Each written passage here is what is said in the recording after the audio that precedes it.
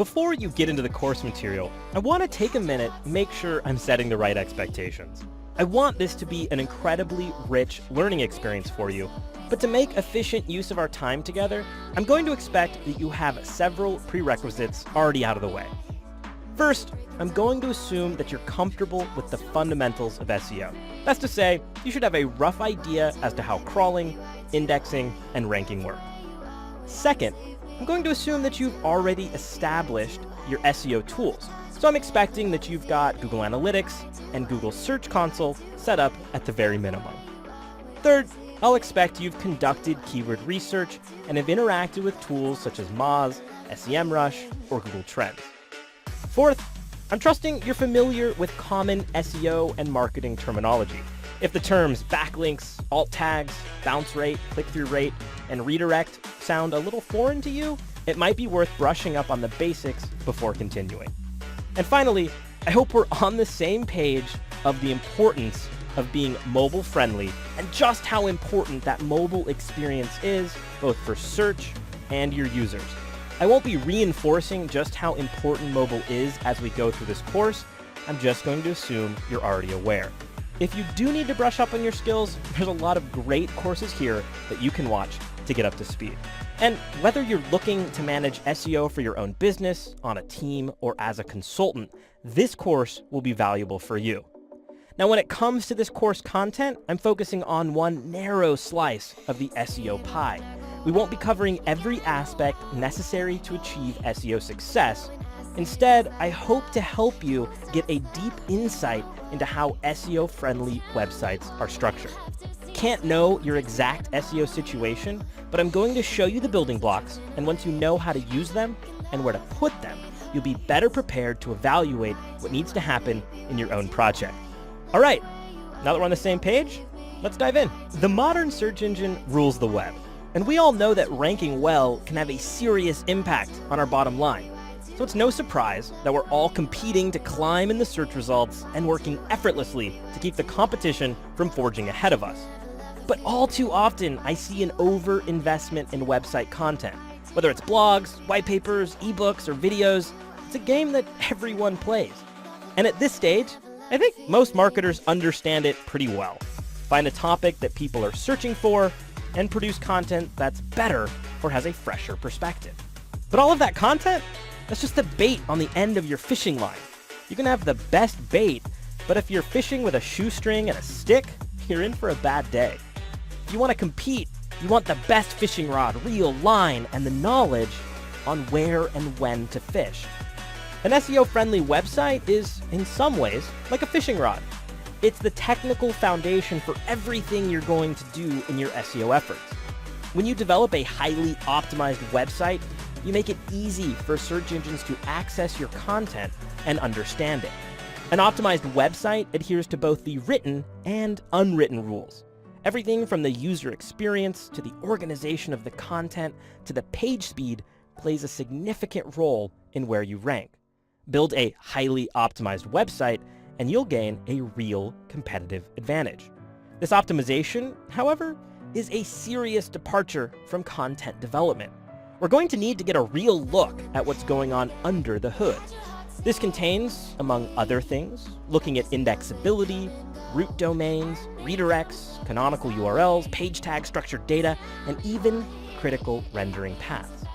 The goal is to find the right balance, because truthfully, a website that's really good for users is really good for SEO.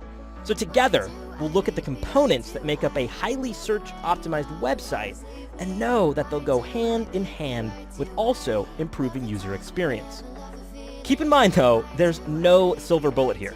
You'll need to embrace as many of these elements as possible. At the very least, improve them beyond what your competition is doing. Nobody maintains top positions forever, though, so stay vigilant. You've undoubtedly heard the business expression, "Don't try to boil the ocean." And this holds true in SEO as well. It's really easy to try and go for it all, but it's impossible. In fact, most high-ranking websites that you encounter will fail in several areas of optimization. Let's take a few searches for example. I did a search for Nike running shoes. And right away, we can see Nike is in the top listing. But look at this URL structure. It's nothing terribly impressive. They've got the US and then English_US and then a directory, running shoes, and then a numerical value. In fact, most of their listings look pretty similar. In fact, it's not until we get to Foot Locker that we see someone actually using breadcrumbs. And if I pull up the structured data testing tool for Nike's shop, they're not even using any structured data. I did another search for top coffee in New York City, and the first result comes from newyork.eater.com. And when you pull up their page speed insights, they score terribly for their mobile optimization. But yet, #1 listing. Let's look at this search. I did one for house cleaning, Santa Barbara. Once I get below the ads and the local listings, you see several decent results. Yet here in #4 is Craigslist, and look at this meta description. This is a terrible meta description. It's not very helpful for the reader to read this computer-generated nonsense.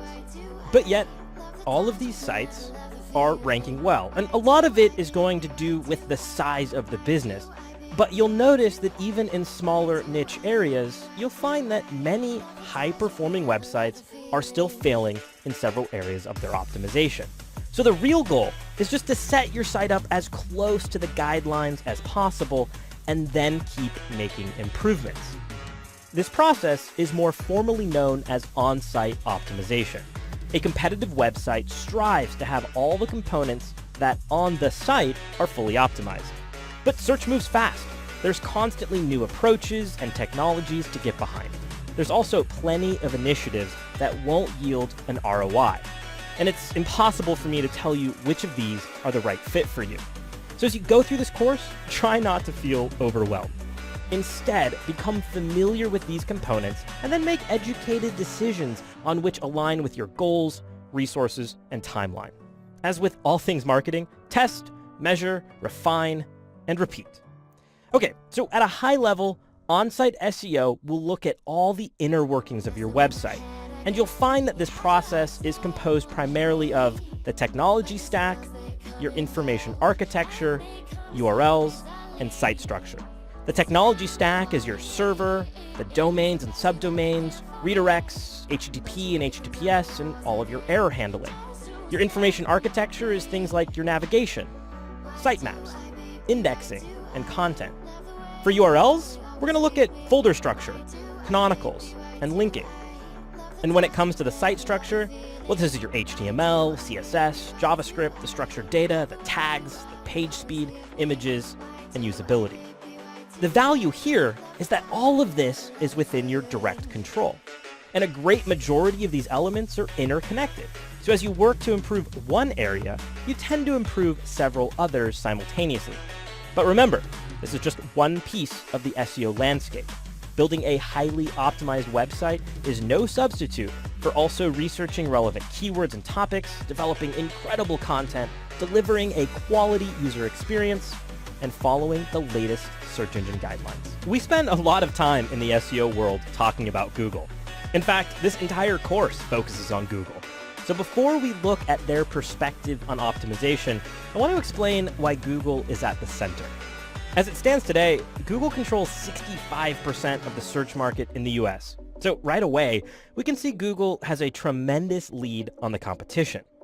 And with SEO being a complex endeavor, it's preferable to invest energy into gaining traction with the market leader.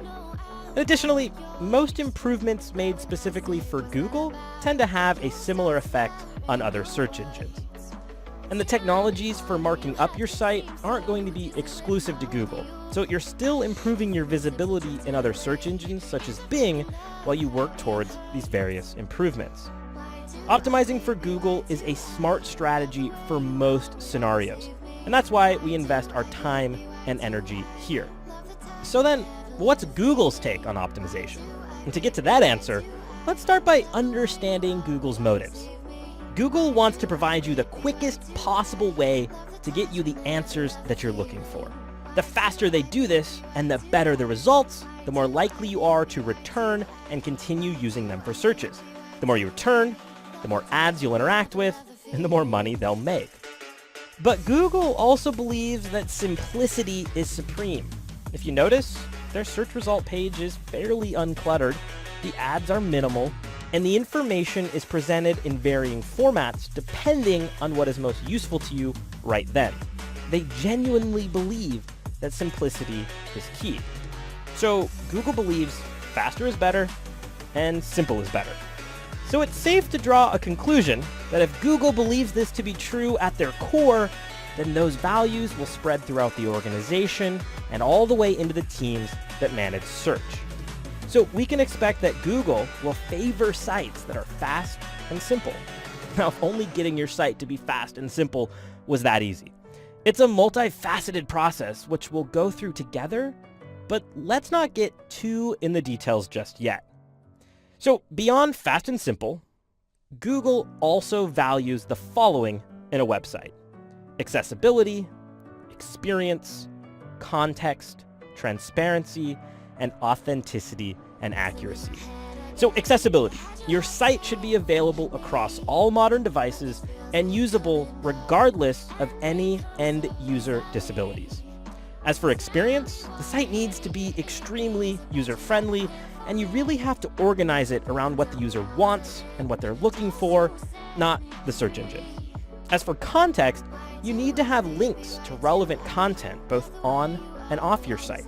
Your content needs to be filled with context, so you can't just keyword stuff. You have to talk about topics in a way that allows the user to really understand what you're talking about. And you also need to have links pointing to you from around the web. As for transparency, this is all about avoiding any sneaky tricks or gray areas. Show Google the same website as you show your users. And finally, authenticity and accuracy. Your site needs to speak from an authentic place, and it needs to be accurate and truthful. Keep these themes in mind as we dig into the specifics of each optimization strategy, because they play an important role in every decision, whether it's setting up title tags or architecting redirects. Now, you can actually overtune the technical aspect of your site. If you forget the core values of what you're trying to achieve, you'll be working to build a website that's only great for a crawler and not great for a user. And incidentally, if it's not great for the user, well, your rank will still suffer despite being finely tuned for that crawl. There are, for the most part, two ways search engines interact with your website: crawling and indexing. As a refresher, crawling is the act of finding a page on your website to analyze the content, and indexing is the storage of that page and the information related to it within the search engine's database. These two have to work flawlessly, and we're going to be talking about crawling a little later. So let's start by cracking open the premise of indexable content. It's pivotal that Google can accurately analyze your content and add your pages to its index. If you're not in the index, you're not ranking. And if you're in the index but incorrectly, you're not ranking where you want to be. Proper indexing requires that the crawler can properly parse all the information on your page. But the way a crawler sees your website can be very different than how it looks to you and me. Let's say you build out a great page on Michael Jordan, but your primary headline is actually an image and not real HTML text. And below that, you have a supporting text block, followed by a collapsing text block. As it stands now, Google can't read the text that's in an image, and it places significantly less importance on the hidden block of content. So you may have had this great page on Michael Jordan being the best basketball player of all times. You make that your headline, and then your opening paragraph talks about how many baskets Michael has made. But in this scenario, Google doesn't have enough context to know what Michael you're talking about, and whether you're talking about woven baskets, gift baskets, or the actual hoop in basketball. While your site was crawled successfully, you won't be successful in your indexing or ranking for the terms you targeted. Google is doing its best to understand your site in the same manner a user might see it. And over the years, they've gotten incredibly savvy at rendering sites, even those that are using JavaScript frameworks. They do this by utilizing a headless browser to crawl and index content. A headless browser is essentially just like a typical web browser, say Chrome or Internet Explorer, but without a graphical user interface. It's able to render and understand HTML the same way a browser would, including how the page is laid out, fonts being used, color choices, as well as any implementation of JavaScript and Ajax. And this is a big step forward. You see, originally, Google ran through the web, gobbling up the text and a handful of tags on your site. It really saw the web in a different way, and it couldn't handle websites that rendered content with JavaScript. Let me give you an example of this. I'm here on the LinkedIn homepage, and as a user, it's very clear what this page is about. Right here in the center, it's all about getting signed up. We have a login at the top, we have a find a colleague box in the bottom, a directory, and then some items in the footer. Now, back in the early days of the web, Google would have seen the page something like this. This is a text-based web browser. As you can see, there's several links labeled alternate, alternate, alternate. We have the email and password fields, we have some text, so we can kind of see what this page is about, but we don't really have any visual understanding of what's very important and what's less important. Now, another way that you can visualize this is through the text-only version of Google's cache. So here I can see the LinkedIn homepage as a text-only website, and it looks nearly identical to the one that we saw in the browser, minus the missing alternate, alternate, alternate up at the top, which is likely an artifact of how the site was programmed. Now, when this was how the web primarily looked, Google did a pretty good job of understanding it. There really wasn't too much to how pages were built. But the use of JavaScript frameworks to render content on a site has grown at an incredible pace. Amazing websites are running on JavaScript, say Angular.js. So it's extremely important that Google keeps up with the trends so that it can view all of the content on a page and that it applies rank based on how that page is seen and used by the user. Now, crawling with a headless browser is slower and far more computationally expensive, but it's necessary for Google to evaluate sites with as accurate a picture as possible. But this doesn't mean Google always gets it right. Headless browsers may still render pages slightly different than the browser you're using now. And this can be due to the time that they're willing to wait for elements to load, or even the use of elements that are activated after load. To demonstrate this, let's take a look at a website that's using JavaScript to render its view. So here I've pulled up expandonline.nl in Chrome. And as you can see, I've got navigation on the left, content here in the center, and I can scroll through all of their content to the right. Now, they've created this experience using JavaScript. If I render this page using Chrome in headless mode, you'll notice it looks a little different. So here I still see the content on the left, but I only have the headline. I don't see any text. And the browser can't actually interact with this arrow very well. As you can see, it takes several clicks and things are a little bit strange. I can also render this using Screaming Frog. And here, Screaming Frog is giving us an example of what it sees. And in this case, it sees the page a little better with the content over here, but cut off. Now, this is a demonstration of how Google can misinterpret a website that's being built in JavaScript. So we can see here that Google may or may not actually see the content, let alone know that it has to click on an arrow in order to move through the content on your homepage, and therefore it may struggle to crawl. Now, these are some examples. We can't know for certain how Google renders your site, but using the Chrome headless browser, as well as using the Screaming Frog render view, give us a pretty good indication of how this compares to when we load the site using our browser as we would on any given day. So it's important that we take the time to detect and diagnose visual differences between how Googlebot sees your page and how a user sees your page. And when we look at the holistic view of indexing, there are some important takeaways. The first is that you can't hide anything. The trick of keeping things away from Google using JavaScript doesn't work.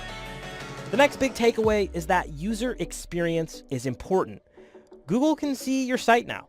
It can look at the data in conjunction with all of the other sites and determine just how usable your site is. It likely looks at this experience and feels that it's not as usable as other sites that it's encountered. Now, this also brings up the point that many SEO tools are not going to keep up with these new trends. Most of the tools that you're using are built on text-based scraping, and their suggestions on how to fix your site or what to do may be outdated. And that brings up the important point that visual reviews are absolutely mandatory. You need to be comparing how much of the rendered page differs from what would otherwise be expected of the code. And all of this comes down to the final point that search is really smart. Search engines are able to understand your page more so than ever. So what are some practical ways that you can conduct this review? Well, you can download Screaming Frog, and in the configuration of Spider, you can set rendering to JavaScript, and as you crawl your site, you'll be able to select the rendered page view to compare this to what you see on your site.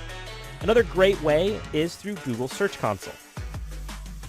Okay, so once we're in Search Console, I'll open up the Crawl tab and select Fetch as Google. It's here that you can fetch and render as Google does. What you'll do is enter the URL that you'll want on the site you've already verified, or you can leave it blank to fetch the homepage. Once you do that, Google is going to conduct the render. You can also select between desktop and mobile to determine which view you'd like to use.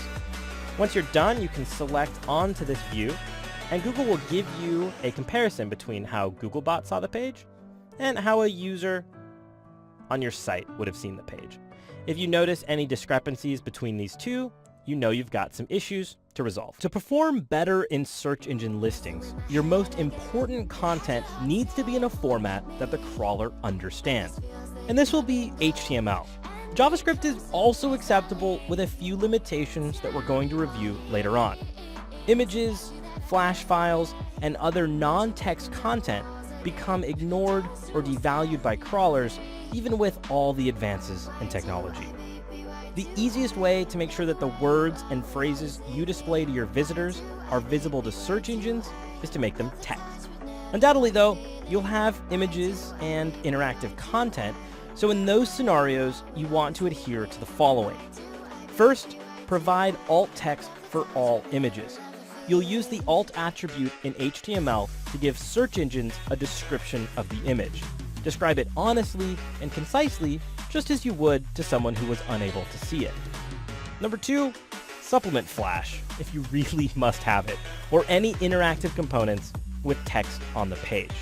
Number 3, provide a transcript for video and audio content. There's a ton of companies that can provide transcription for you. One that I've seen used quite often is speechpad.com. Number 4, make sure all of your JavaScript and CSS files are not blocked from being crawled. This means don't deny them from being crawled in your Robots.txt file. And number 5, your PDF documents will be indexed, so restrict them if you don't want to see them showing up in Google's index. If the content is important for ranking, you may consider converting it to actual marketing pages built out in HTML. Now, you'll also improve your indexing through server and site optimizations, Robots.txt, sitemaps, canonicals, and redirects, all of which we'll discuss later. You can test your site's index status through a pretty simple method. The first thing that you want to do is crawl your site just as Google would. And for that, I've used Screaming Frog Spider. So what I did is I did a crawl for renttrack.com, and in my configuration settings, I'm not looking at the images or the JavaScript, just the links outside the start folder. I am crawling the canonicals, and I also want to make sure that I respect the Robots.txt. So we will not select ignore Robots.txt. This way, we get a clean crawl. And here I see that I've crawled 50 pages. So in this case, I know that 50 pages of my site are accessible to Google. The next thing I can do is pull open Google and do site:/renttrack.com. Here I can see there are about 67 results, and Google's going to round this up, so you could go through and look at them all individually and count.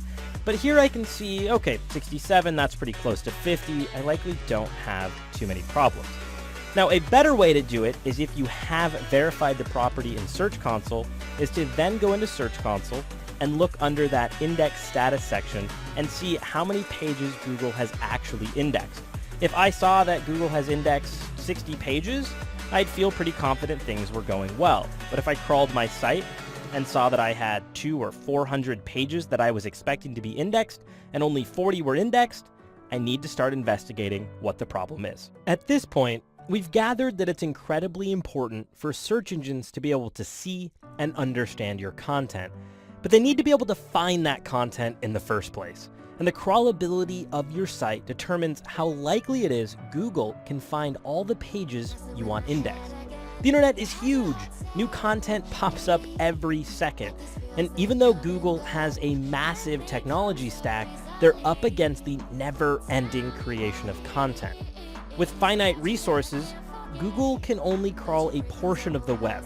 And for everything it's crawled, it can only index a portion. Now, this crawl part is actually fairly unsophisticated. Google travels around clicking URLs until it gets to your site's content. Now, if your URLs are complicated, disorganized, redundant, or your server is riddled with errors, crawlers waste their time and you miss the opportunity for indexing. Now, I trust you have a gist of how crawling works, but as a refresher, remember that Google needs direct, crawlable links between all of your content. If you have content that is orphaned, meaning you cannot go to it without directly going to that URL, Google's not going to find it. And this pops up more frequently than you might realize. Say, for example, you're LinkedIn, and you want all of your members who have said, hey, please show me in the search results, to be indexed by Google. But that's hundreds of millions of links, and users are finding that content through search, not by clicking. But Google doesn't type in keywords or names into the search box. So how does LinkedIn get that content in front of Google without it being orphaned? So what they do is provide a directory. Here at the bottom of the homepage, they have a directory starting with A, going through Z, and there's even more because they have other characters that are not in the Latin alphabet. So Google comes in, it clicks on A, it can click on all of these names, and it can go through all of the pages to find all of this content. In fact, if you do a Google search for site and then the LinkedIn directory, you'll see all of the directory pages, people A-91, people A-50, showing up, which means Google has gone through and found all of these directory pages, these, and as such, it's likely clicked on all of these individual names, and it's indexed all of these that are made public. Google's main priority is crawling. This is how it makes sure it has the latest information and will always return a relevant search result. But Google doesn't want to put unnecessary strain on your server by being over-eager in its crawl. So it sets a crawl rate limit, which dictates how many simultaneous connections Google will use to crawl your site and how long it will wait before moving on to a new page. Even if the crawl limit isn't reached, if there's no demand from the indexing side of Google, then you're still going to have low activity from Googlebot. You see, the two factors that play a significant role in determining the crawl demand for your site are the popularity, so URLs that are more popular on the internet are going to be crawled more often, and the freshness. Google tries to prevent URLs from becoming stale in its index, so as things get older, it will go ahead and re-crawl them. Additionally, site-wide events like moving your site may trigger an increase in crawl demand in order to re-index that content under the new URLs. Now, it's probably a little easier if you visualize this, and we can do that in Search Console under crawl stats. Here we can see pages crawled per day, and you'll notice for this particular site, it's actually trending down. So starting here on 6/29, we're seeing a decrease in pages crawled per day. That may indicate an issue. We can see the kilobytes downloaded per day, as well as the time spent downloading a page. And this is actually a good trend. Google is spending less time downloading each page, which means the site is getting faster. A well-optimized crawl means you'll take better advantage of Google's crawl budget. If they budgeted for 10 pages, but you have one URL that has an 8-chain redirect, well then you've used up 9 pages of that budget on just one piece of content. And this is why it's important to build internal linking structures that are easy for crawlers to navigate. Now, we're going to talk about an ideal site navigation structure later, but let's go through the basic optimization requirements. Most crawl issues come from problems with your URLs. URL parameters that don't change the content of the page, like say a session ID or the sort order, can be removed from the URL and put into a cookie. When you put that information into a cookie and you 301 redirect into a clean URL, you retain that information, yet reduce the number of URLs pointing to the same content. Let's look at a few examples of this to make that a little easier to understand. So many sites have additive filtering. Whenever you filter, the URL changes. Here on Overstock.com, I'm in the track lighting section. And let's say I scroll down and say I'm really interested in this nickel finish. You'll notice that the URL changes to include nickel finish. And as I scroll down, I can say I'm looking for 2 lights. And now they add 2 lights to this URL. This really creates a large number of URLs with slightly different views. But back at that primary track lighting view, Google could see all of the lights that had a nickel finish, a bronze finish, that are oil rubbed, that have 2 lights, 4 lights, 6 lights, and so on. It doesn't need a ton of URLs being provided. And we're going to look at how to optimize this later. We can look at another example here from backcountry.com. And on this particular page, I'm looking at a Patagonia jacket. They've got a parameter in here added that has potentially the SKU number of this particular product. But you notice that as I interact with these filters by changing the size or picking a color, the URL at the top of the page does not change. So in this case, there's no additive changes being done to this URL. You'll see this happen all across the place. Dynamic generation of documents. You can add in sorting parameters for videos. For hotel websites, you might notice that the URL continues to evolve as you identify different filters. You see this show up when there's irrelevant parameters, such as referrals, or even dynamically generated issues with calendaring, when you've got filtering on your page due to a calendar. It's important that you think about your URLs being relevant to the search crawler as well as the user. And this is really important to keep this structure clean so that Google isn't crawling a ton of unnecessary links.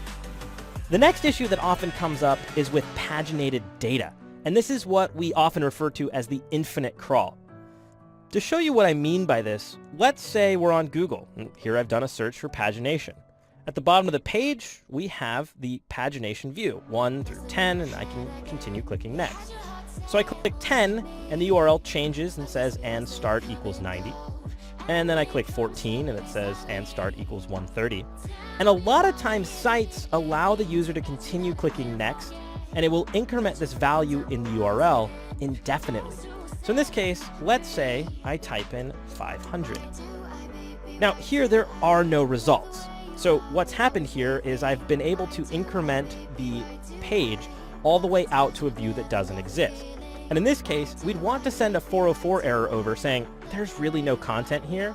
There's no need to continue moving through this pagination. But in this case, Google actually has an error. I've gone ahead and looked at the HTTP headers here for this page, pagination equals 500. And you'll notice that Google returns a 200 code, which means this page is good. It's okay. And that's a problem. Now, fortunately, Google likely isn't crawling itself, but as you allow a crawler to continue hitting next on that pagination view, and you continue to return that 200 everything's okay code, even though there's no content, you can accidentally have the crawler spend all of its budget continuing down that indefinite path. It just keeps hitting next, and it keeps looking for more content, and it will never see anything. So this is where you want to start to think about how you can massage this crawlability. Say, using your Robots.txt file, you can disallow the crawling of login pages, content forms, the shopping cart, and other pages where your sole functionality is something that the crawler just can't do. You want to rein in what the crawler can do on your site so it spends most of its time crawling the content that it can actually do something with and the content you actually want indexed. In an ideal world, there's one URL and one set of content. So each URL leads to a unique piece of content, and each piece of content is only available via one URL. The closer you can get to that ideal, the more streamlined your website will be. And the canonical element is going to help here, and we'll discuss that later. Another helpful format for crawlability is having a responsive site or one that is really organized. Ideally, your website is responsive, meaning whether you're on desktop or mobile, the experience is the same. If you're not responsive, you're going to serve your mobile site typically up from, say, m.example.com. And in that case, you need to be incredibly thorough on how you tag the relationship between these two sites so Google doesn't see them as duplicative. And again, we're going to go deeper on all of this a little bit later. A good crawl is very important, so you want to invest time in reviewing and optimizing your crawl. A great tool that I recommend is Screaming Frog. With Screaming Frog, you can crawl your site just like a spider, and this is going to allow you to identify all sorts of issues. And I'm going to walk you through what all these issues are as we go throughout this course, but I recommend that if you haven't done it yet, download Screaming Frog, even their free trial, and run a basic crawl on your site so you can get familiar with the types of responses you see in this view, because we'll be talking through it as we go through the remainder of this course. The method for controlling how your crawlers access your web page is through what's known as the Robots.txt file. And this is a simple text file that describes how you want the search bots to crawl your site. It will live at the root directory. So in this case, I'm on LinkedIn's Robots.txt file, and it's simply at linkedin.com/robots.txt. Now, if you have several subdomains, you'll need to add a robots.txt file for each subdomain because they're considered different hosts and they'll need to have their own robots file. Now, you'll notice that here in this file, we can see that we've described, hey, for the user agent Googlebot, I want to disallow you from crawling any of these directories. Now, in some cases, you'll notice that we can say disallow this directory, but then later on, we can say, but you can say, hold on a second, I want to allow other subdirectories that are in this directory. So while I disallowed that entire directory, I've gone ahead and using the allow command, whitelisted several additional directories.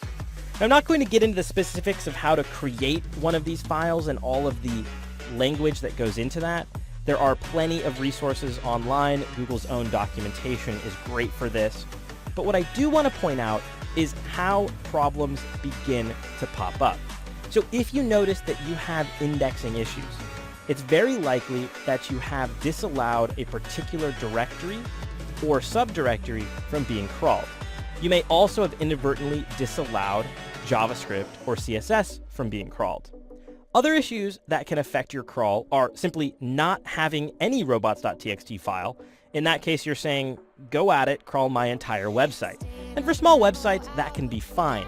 But most websites are going to have areas that you simply do not want to be crawled because you don't want to waste that crawl allotment. You'll notice that these look different from site to site. If I pop over to lynda.com, they've simply said for all user agents, that's what this asterisk means, do the following, disallow. It's also here in the robots.txt file that you tell the crawler where your sitemap lives. We're going to get into sitemaps later, but it's here that you'll say, hey, by the way, this is where I've put my sitemap, so you can go there to get all of the URLs of my site. Now, notice that you can call out different user agents. So Baidu, Spider, or other user agents, they may respect your robots.txt file. Keep in mind, they do not have to respect it, but most good and modern crawlers do. Keep in mind, though, that anyone can see this. So if you're trying to hide directories from the competition because you keep, for example, all of your public PDFs in a folder that have sensitive data, and you've added that to the disallow section, that could be a clue and a key to a competitor that is looking at your website to find what stuff you might be trying to hide. So keep that in mind as you consider how to set up that robots.txt file. Now, if you're using Search Console, which you should be, you can pop in there to look at the robots.txt tester, which will give you all sorts of information on any errors that have popped up. I highly recommend that you set up a Robots.txt file and that you evaluate it from time to time to make sure that it is keeping your crawl clean and organized. A well-optimized site will have a thoughtful approach to information architecture. Google needs to understand what content is most important to your visitors, and the way that you decide to organize your site sends a signal to Google on what is and what isn't important. A logical and properly constructed site architecture makes your goals very clear to Google, but also very helpful to your visitors. Let's visualize this. Think about how we might organize our own files. Let's say you're asked to pull a client's invoice off Google Drive, but you aren't able to search for it. Instead, you have to navigate through the folders to locate the document. If your office was well organized, you might have a file tree that goes Clients, Example Company, Invoices 2017.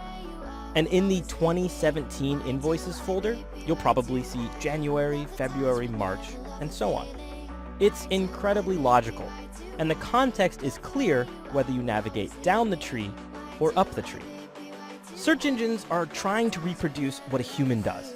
It's looking for context on every document it finds based on where it lives on your site. If you replicated this online, and Google stumbled across a page called January Invoice, and it came through that directory structure, it's going to infer that it's an invoice related to the year 2017, related to this example company who is clearly a client of yours.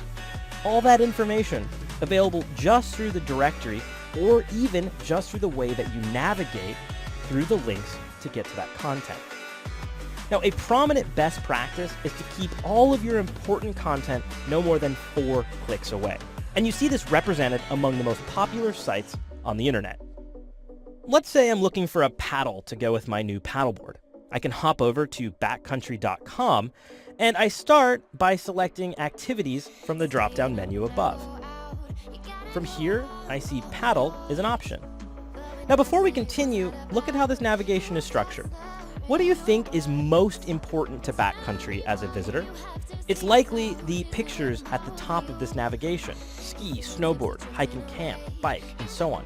These are clearly the most popular categories, and they're organized in such a way that if Google saw this, it could draw the same conclusion. Now, notice that paddle is still important, it's just not as important. It's along the same lines as fly fish, run, surf, and so on. So let's go ahead and click into paddle. From here, I have yet another set of navigation options. So I can hover over stand-up paddle, and I can identify stand-up paddles and accessories. And here we go. We click in there, and now I'm at paddles. 4 clicks. Let's take another example, Craigslist. We'll say that I'm interested in buying a boat. So go to Craigslist.org, and right away, they do something clever. They push me into the city's Craigslist for where I'm located right now. And that happens to be Santa Barbara. From here, I can scroll through all of the links, and under For Sale, I see boats. So I'll select that option. Let's say I'm only interested in boats that are for sale by their owners. So I can select that option. And here in 2 clicks, I'm right where I want to be. And now with, say, 2 more clicks, I can filter these results down further to find just what I'm looking for. But you see, Google doesn't need to interact with any of these filters because all of the boat results are going to boil up into this top category, and Google can go through the pagination to see all of the various listings. And this actually brings up a really interesting crawl structure and some clever solutions. Let's take a look at Craigslist a little closer. I think walking through a real example might reveal some ways that you can think about crawling. So first things is Craigslist is geo-specific. So you saw that when I came to the site, I came in through Santa Barbara. But what happens to the Google crawler? So let's do a quick search for site Craigslist.org. So here we can see that Craigslist is bringing in their regular, just www.craigslist.org, and then we have Denver, Honolulu, and all the others. If I click on the drop-down arrow and choose cached, you'll notice that Google, when it crawled Craigslist.org, found the San Francisco Bay Area. And so here we can identify that right away, Craigslist is struck with an issue. because they've redirected the Google bot into the San Francisco Bay Area. So how do they solve that? Through a pretty straightforward link structure. Here on the right-hand side, we can see that they've brought in the links for all of the nearby cities. But what they've done is they've also given the Google bot the option to click in to additional directories. So here I can choose Craigslist Worldwide, and the Americas, and the United States. And now I'm at a directory page, much like we saw when we looked at the LinkedIn directory. And this is how Google is going to crawl through Craigslist. Now, this would be far too many clicks for an individual user, and that's why Craigslist did something smart. They simply redirected the user to the most relevant location for them, but also left the links available for Google to click through and crawl. And now Google will understand, based on a user's location, that if I was looking for a boat, that if I did that search from Santa Barbara, I'm going to see results from the Santa Barbara Craigslist, not results from all around. And so Google can understand this context because the way that they've structured their information architecture is very clear, it's very smart, and it's very clean. I think you get the picture. So to sum this up, good information architecture dictates as few clicks as possible to any given page, about 100 or fewer links per page so that you don't overwhelm the crawler, and a logical flow of links from the home page all the way down to your detail pages. In planning your website, remember that nearly every user will be confused about where to go, what to do, and how to find what they want. So recognize this difficulty and make your structure entirely intuitive. As you approach designing or redesigning your site architecture, you want to create a flow that starts with the broad subject and drills down into the specific details. We often call this the taxonomy or ontology. For large companies, there can be an entire department committed to this. In fact, a quick search on LinkedIn for jobs requiring the skills of taxonomy or ontology will reveal which companies are staffing in this niche. And it's really a serious requirement for large entities. Now that said, you may not be working with an entire department to solve your architecture. So I want to walk you through how you can approach this task and come out with a successful result. Now with any categorization, there's going to be a natural level of bias. So you have to put yourself in the mindset of your customer and consider selecting terms and defining categories that cater to how the majority might interact with your site. In designing a website, you need to consider both the taxonomy and the ontology. Now they're similar, but taxonomy is the simple hierarchy. It's here that you start broad and get more specific. If we broke down the taxonomy from our search earlier on backcountry.com, we might have shop, activities, paddle, stand-up paddle, and paddles. Ontology is the complex relationship between these concepts, and it's typically composed of many taxonomies. So in our example of paddles, we know that paddles also exist for kayaks, canoes, boats, and they might be classified as high performance or leisure, sport, and so on. We also have paddles that exist in different sizes, colors, and maybe even ones that we can only buy online or in stores. Ontology explores the branches and intersections between these concepts, and it drives into much, much more detail. Now for our time together today, we're going to stick with a simple taxonomy structure. But if your site is very large and carries with it a high degree of complexity in categorization, you're going to want to do more research on the topic of ontology. So I have two approaches for you. The first you'll do alone or with your team, and the second you do with your users. Now this first approach isn't terribly complicated. What I want you to do is start out by listing all of the content pages you'll have, even including pages such as your terms and conditions, for example. Then you need to define whether this content must be reachable by primary or secondary navigation. So primary is your most important and most frequented content. Secondary is everything that's not core to your key objective and is going to live in, say, your footer. This includes your terms, contact information, links to other locations, and so on. Starting with the detailed content, work your way up to an organizational structure capable of holding each page.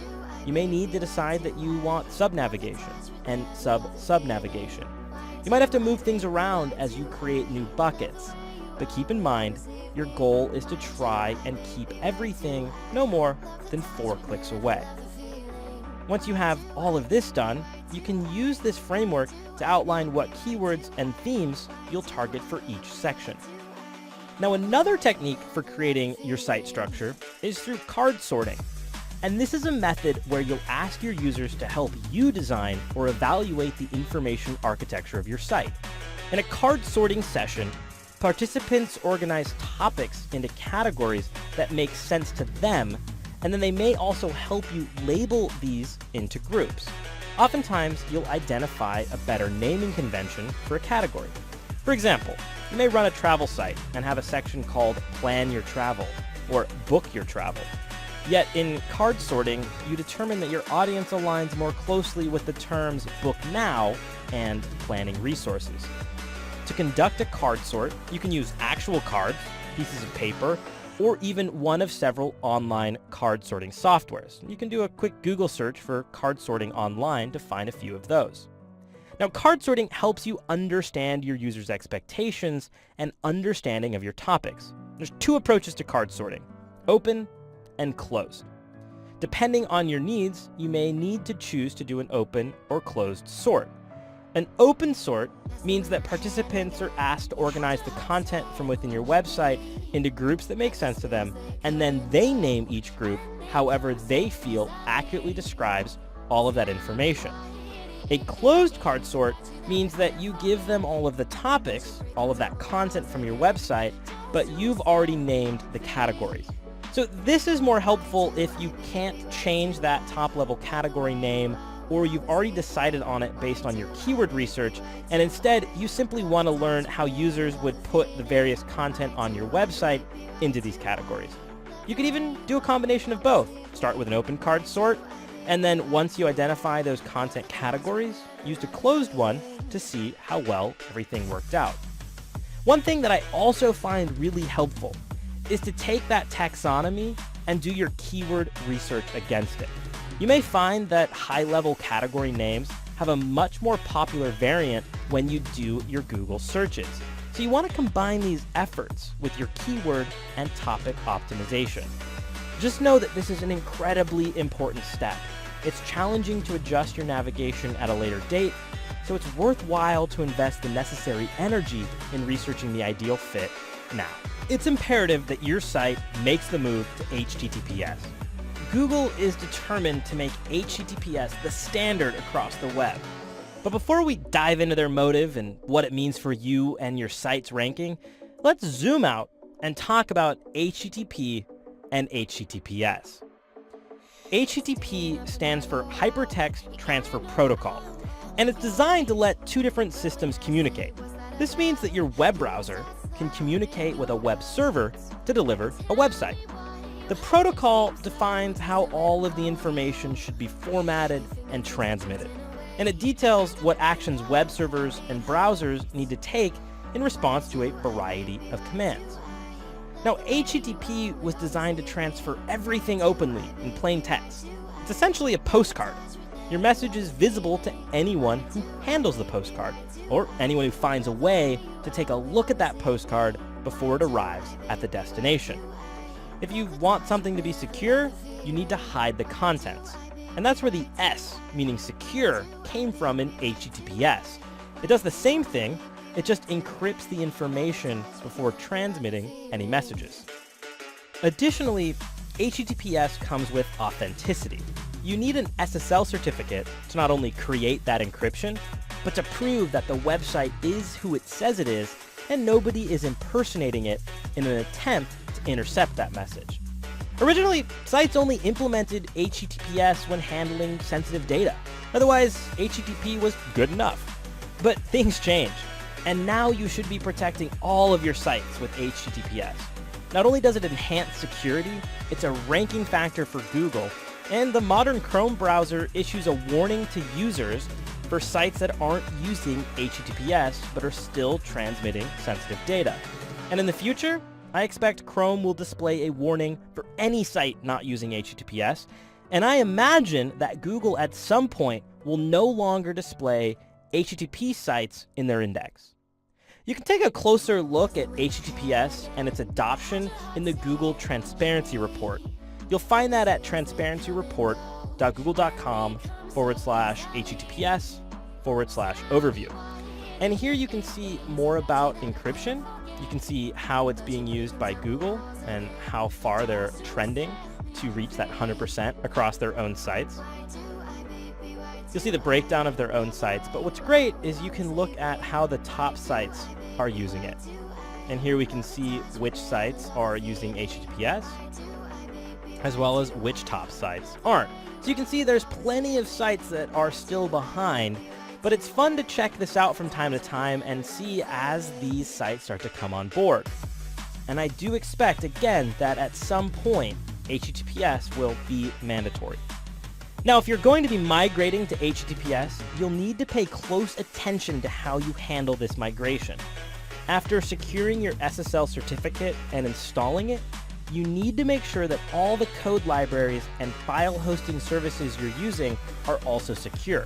Otherwise, you're going to get mixed content warnings and your site will not validate as true HTTPS.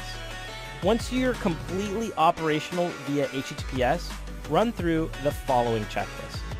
First, you need to verify that new URL in Google Search Console and select your default as either www or non-www. Next, you'll implement your 301 redirects from HTTP to HTTPS. And be sure these are one-to-one redirects, so point each piece of content to its new destination. Don't 301 everything back to just HTTPS www.mysite.com. Third, you need to update all of your internal links so that you're pointing to HTTPS and not HTTP. You don't want any redirects happening within your internal linking. So if you switch over to HTTPS, but you have all of these links in your blog articles and around your site going to HTTP, well, that's going to be wasted crawl because the site's going to hop from the HTTP to the redirect, and that's no good. You can check that out with Screaming Frog. From there, think about updating all of your off-property links, your social media profiles, email footers, email newsletter templates, ad campaigns, YouTube, job boards, etc. Wherever possible, switch those URLs to HTTPS. Fifth, you need to verify your sitemap is listing your pages as HTTPS, and you will need to submit a new sitemap to the site that you set up in Search Console. 6, double check your Robots.txt references are all correct. And 7, you're going to want to confirm that your canonical tags are now using HTTPS because those are typically set up in the absolute. Number 8, you need to then resubmit any disavows that you've done to Google on that HTTPS domain. So you set up that disavow list with HTTP. Now you need to do it on HTTPS. You'll also need to reconfigure any URL parameters in Search Console. And the 10th item is to verify all your existing rewrites. So when your non-www goes to www, whether you're using the trailing slash or no trailing slash, all those rewrites need to be functional.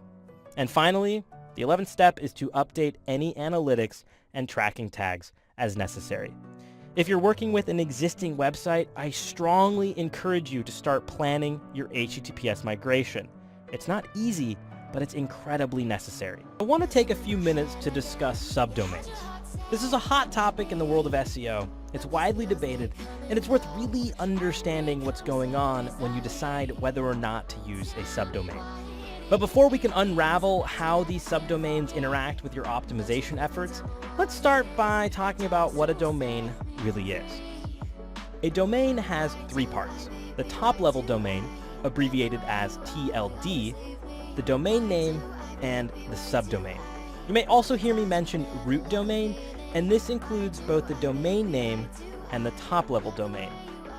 Top-level domains are also commonly called suffixes. This is your .com, .net, .book, and so on.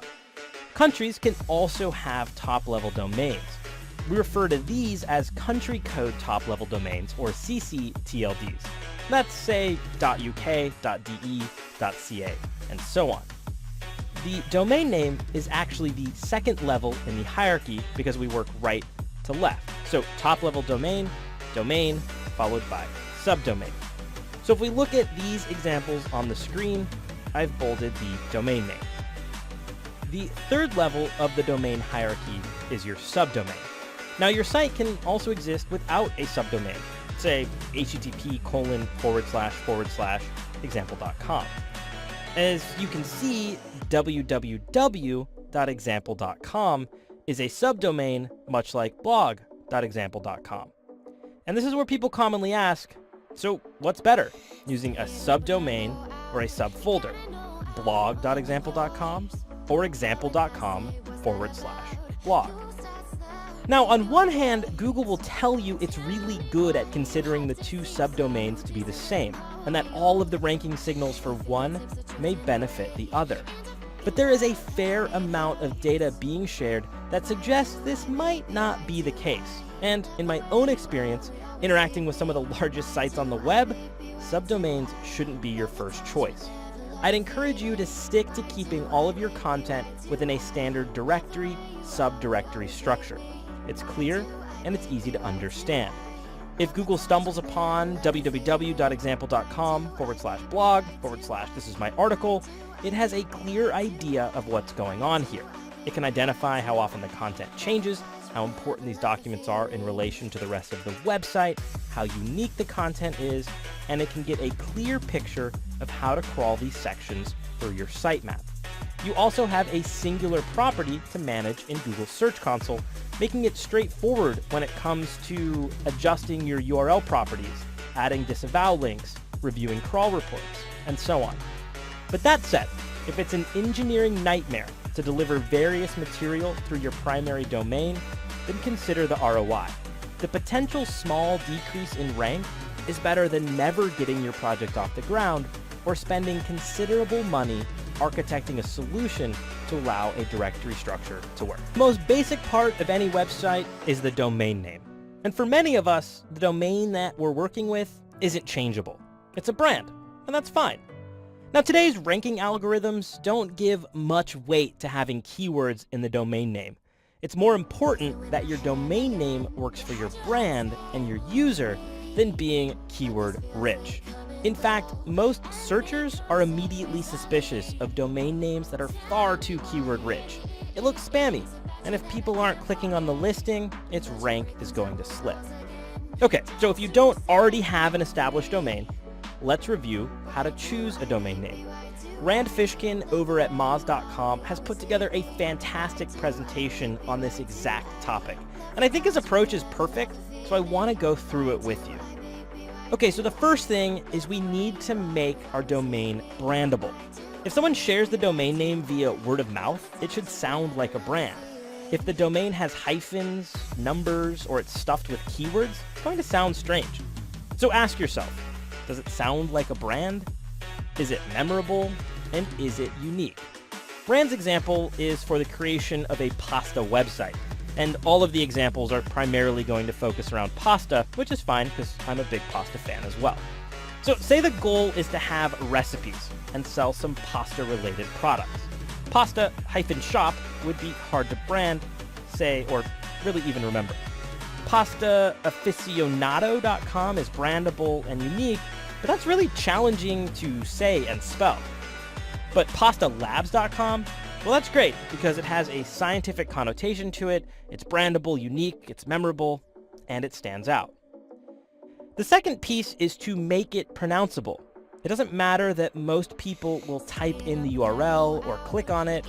People prefer things that are easy to think about. This is known as cognitive fluency. We create positive associations with things that we can easily say and think about in our mind. If the mental task is easy, it'll be more memorable. If your domain isn't easy to say, it feels difficult for the reader and as such diminishes the memorability and benefits you're trying to create. So as you're going about developing this domain name, ask yourself, can you easily say the name? And are others easily able to guess how to say it when they see it for the first time? Let's say flourEggsH2O.com. It's not terrible, but it's also not super great. What about RavioliLibertine.com? That's going to be really difficult if you saw that and tried to determine how to say it. Landofnoodles.com? Perfect. Very easy to say. I understand what it is. It's clear. Third, always make your domain short. Length matters because of the cognitive fluency that we talked about before. The shorter the domain, the easier it is to type, say, share, and the less it's going to get shortened on social media sharing platforms and search results. Shorter is better. mypasta.com, pastasci.com, pastascience.com. Those are great. Fourth, bias towards that .com. And I know what you're thinking. Why does .com matter so much still? We see companies popping up left and right with domains like .io and .co, but truthfully, .com is still the most recognized and most accessible TLD. Because cognitive fluency dictates that we should go with something easy that people have an association with, and .com is still the primary option. So if you want to build up a very brandable domain that can do well, you want that .com because people expect it. If it's unavailable, go with .net or .co or something known in your industry. Also, consider your location. This doesn't necessarily hold true in every country. For example, in Canada, you would expect .ca over .com.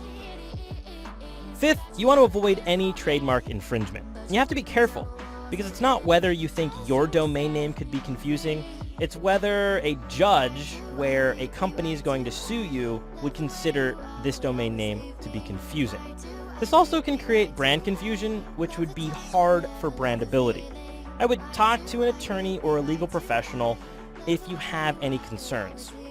But start by doing that trademark search to identify whether a trademark exists, and if there's any confusing domains, you should identify who own them, what that business purpose is, and how it relates to what you're doing. Sixth, make it intuitive. A good domain name gives people a strong idea of what it's about. You want to look at a domain and say, okay, they probably do this. Now, as you get bigger and bigger in your brand, your marketing takes care of that. But if you're just starting out, you want things to be pretty obvious. PastaPerfected.com, for example, is pretty obvious. It's intuitively about pasta, and you can figure that out. Seventh, use broad keywords. Now, keywords in a domain name can still help. They're valuable both for that cognitive fluency and for SEO. But Google has really been moving away from these exact and partial match domains. Instead, you simply want to pick a broad, obvious keyword. Stay away from these really rich or keyword-targeted domains.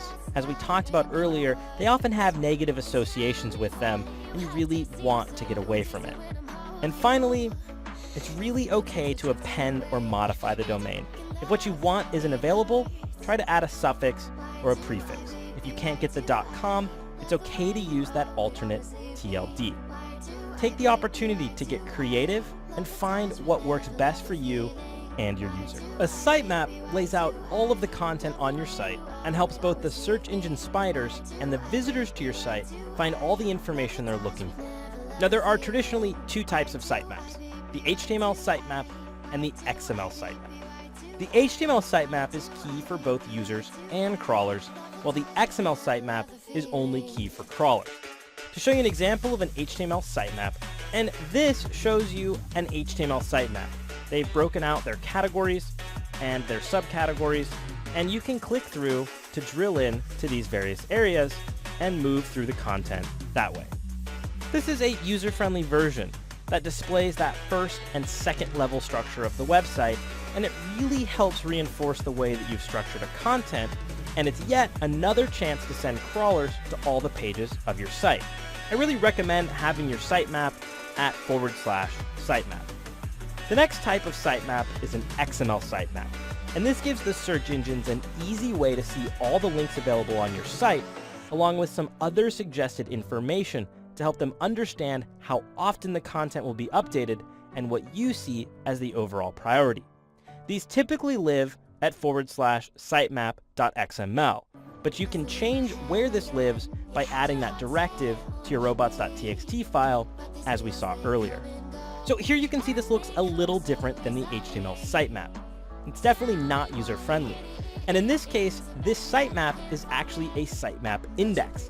Lynda.com has so much content that it has to break it all up into categorized sitemaps. So here we can see a category sitemap, a sitemap for courses, one for authors, their articles, all their videos, and even those learning paths. If I open up one of these specific sitemaps, we can see how this is built out. You'll see that the sitemap includes the location, so this is the URL of the content, when it was last modified. It can include an image, a caption, and so on.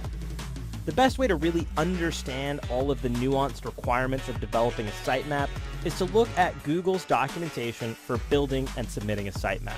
You can simply do a Google search for sitemap XML Google, and this article will come up, and it will walk you through the various formats, the guidelines, how to familiarize yourself with all the methods, how you can include canonicalization, how you can build sitemaps for videos, and so on. It'll take you really in depth. Now, building the actual sitemap can be a bit of a challenge, but if you're trying to do something very basic, you can use Screaming Frog to help you develop this XML sitemap.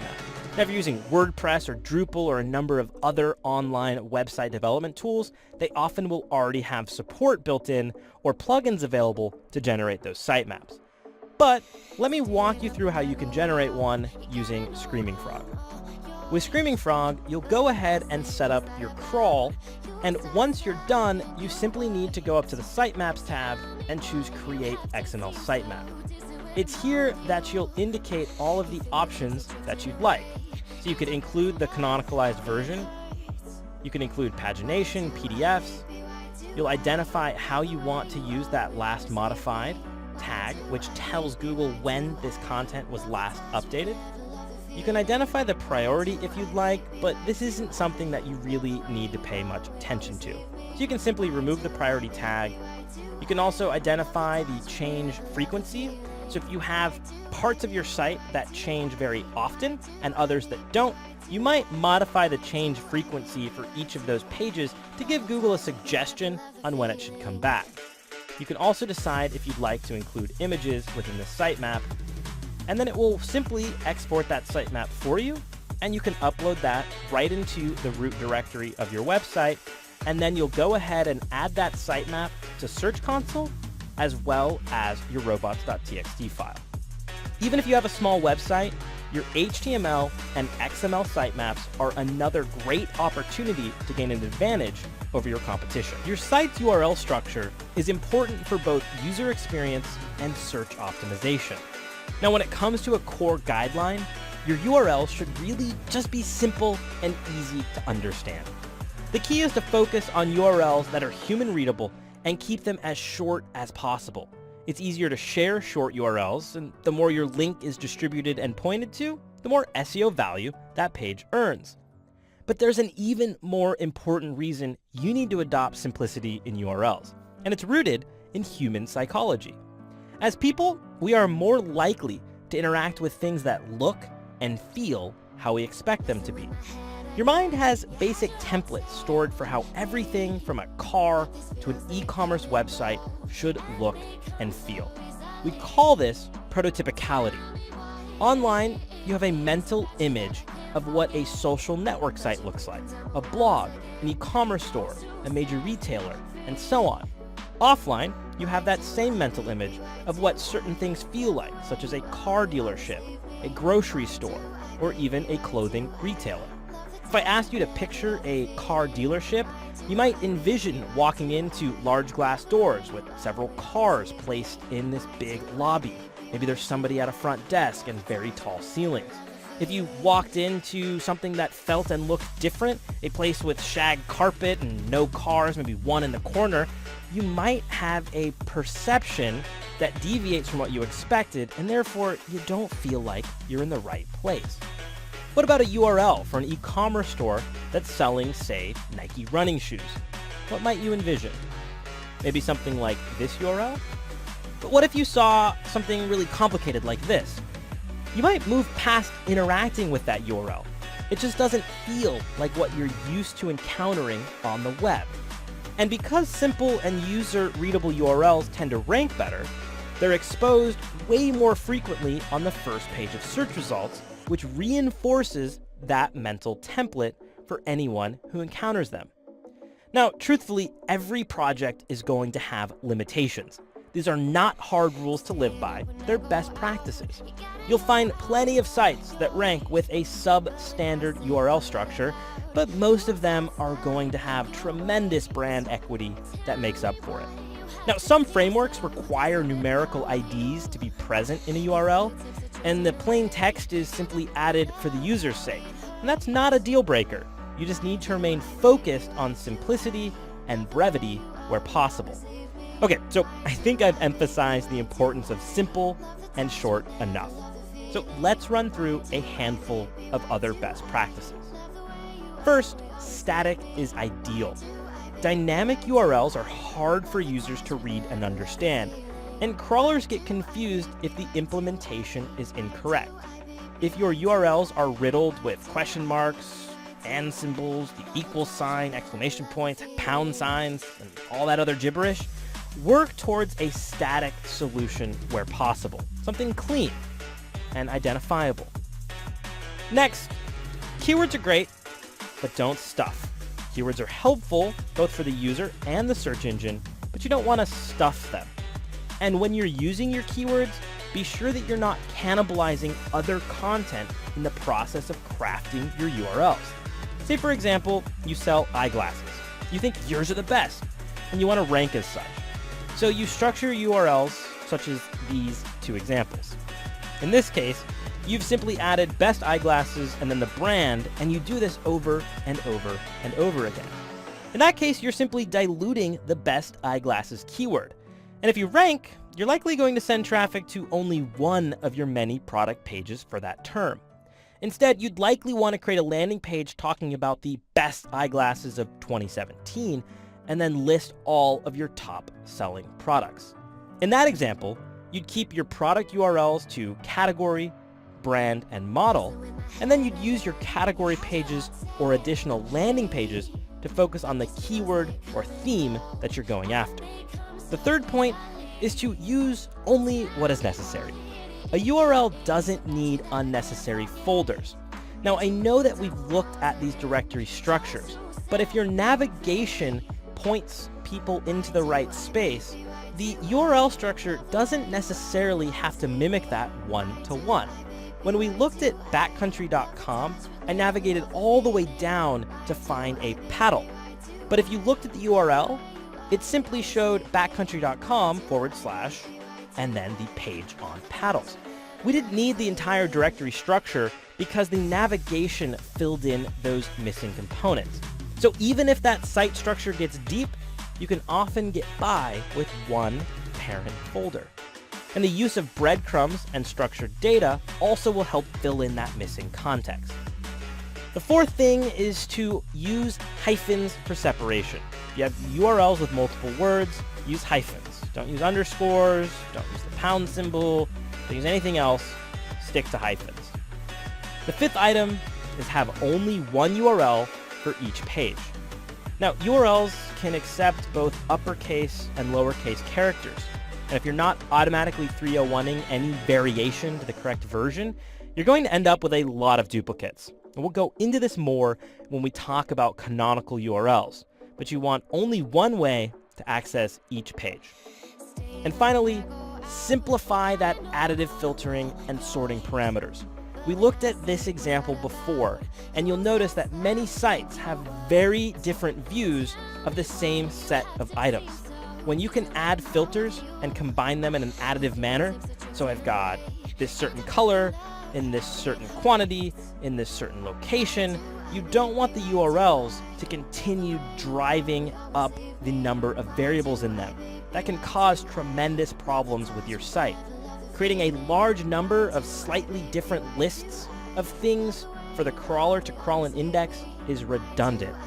Google only needs to see a small number of lists and only the ones that are most important to your users. Pay attention to that URL structure. For larger organizations, I recommend a playbook that explains your structure and the do's and don'ts for anyone who has the ability to publish content. Unintentional content duplication due to improper URL handling is one of the more common SEO issues I come across. It can hinder your SEO efforts dramatically And it goes unnoticed because to an outside observer, the site often works fine.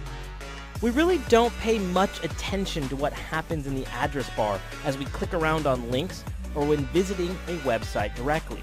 If we forget a trailing slash, mix in a few stray capital letters as we type a URL, or ignore adding in www before the root domain, we'll often still arrive where we expect it to be. But behind the scenes, it can be a completely different story. When you type a URL into your browser, the first step is for the browser to conduct a DNS lookup to retrieve the IP address. Now, all the ways that this lookup can happen is beyond what we need to cover here. But once the browser has the IP address, it can send an HTTP request over to get the information that you want from the web server. And at this point, the server responds. And that response includes an HTTPS status code. This could be a 301 redirect, in which case the browser then follows the redirect, or it could be, say, a 200 code, which means it's a success, and the server delivers the content that's being requested. Let's look at what an HTTP header looks like. I'm going to use terminal on the Mac and do curl-i-l, and let's do https www.renttrack.com. And here we see the header. It says it's HTTP 1.1, we get the status code 200, everything's okay. And then we get some other information, the last modified date, the server, the Xcache, and all of this other information that we really don't need to go into right now. But it's in this exchange where the server responds that problems can be introduced. Let's say we set up our blog at www.example.com/blog, all lowercase. And you come to visit the site by typing www.example.com/blog, all capitals. At this stage, a variety of things can happen. In an ideal scenario, the server responds with a 301 redirect, and the browser moves along to www.example.com/blog, all lowercases. But in many cases, the server isn't configured to do that. It's set up so that it instead says, hey, everything's good. I'll give you a 200. And it shows the page just as it would had you visited www.example.com/lowercase blog as opposed to all capital letters. And that's a problem. You see, to the user, it's no big deal. But to Google, it is. The server is essentially saying, hey, what you asked for is completely unique, and I found it. Google does not see all of these URL variations as the same. It sees them as all unique pieces of content. So blog in all caps could be /my new blog as far as Google is concerned. It doesn't see it as the same as blog lowercase. Let's look at a couple more examples of how this pans out in the real world. I'm here on backcountry.com again, and I've gone to /standuppaddle. I'm going to take this URL. I'll go ahead and open back up the terminal. And let's see what the response from the server is. So here the server says, everything's okay. That looks good. No problem. Let's take that same URL and add a trailing slash. What do you expect to happen in this situation? Now, we know that the first URL without the trailing slash is good. And if we add the trailing slash, I would expect that we 301 redirect this page to a variant without the trailing slash. But in this case, the page says 404, not found. It doesn't exist. So what we've essentially said is if the user comes in and accidentally adds this trailing slash, we're going to do a 404.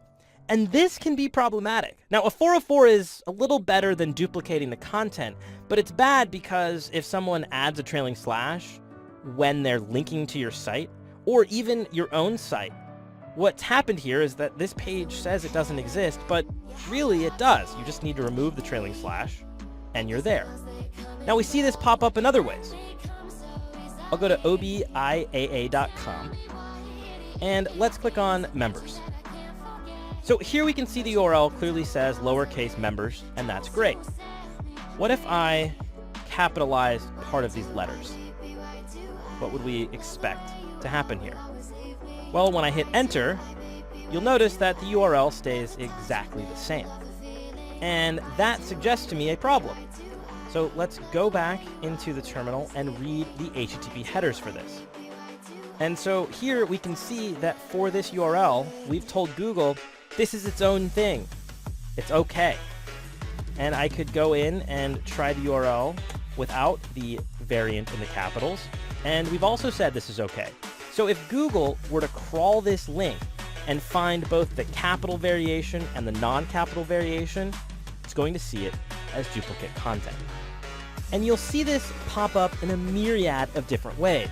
Example.com/blog without a trailing slash, with a trailing slash, no www, all caps, no caps, and adding on parameters such as question mark, refer.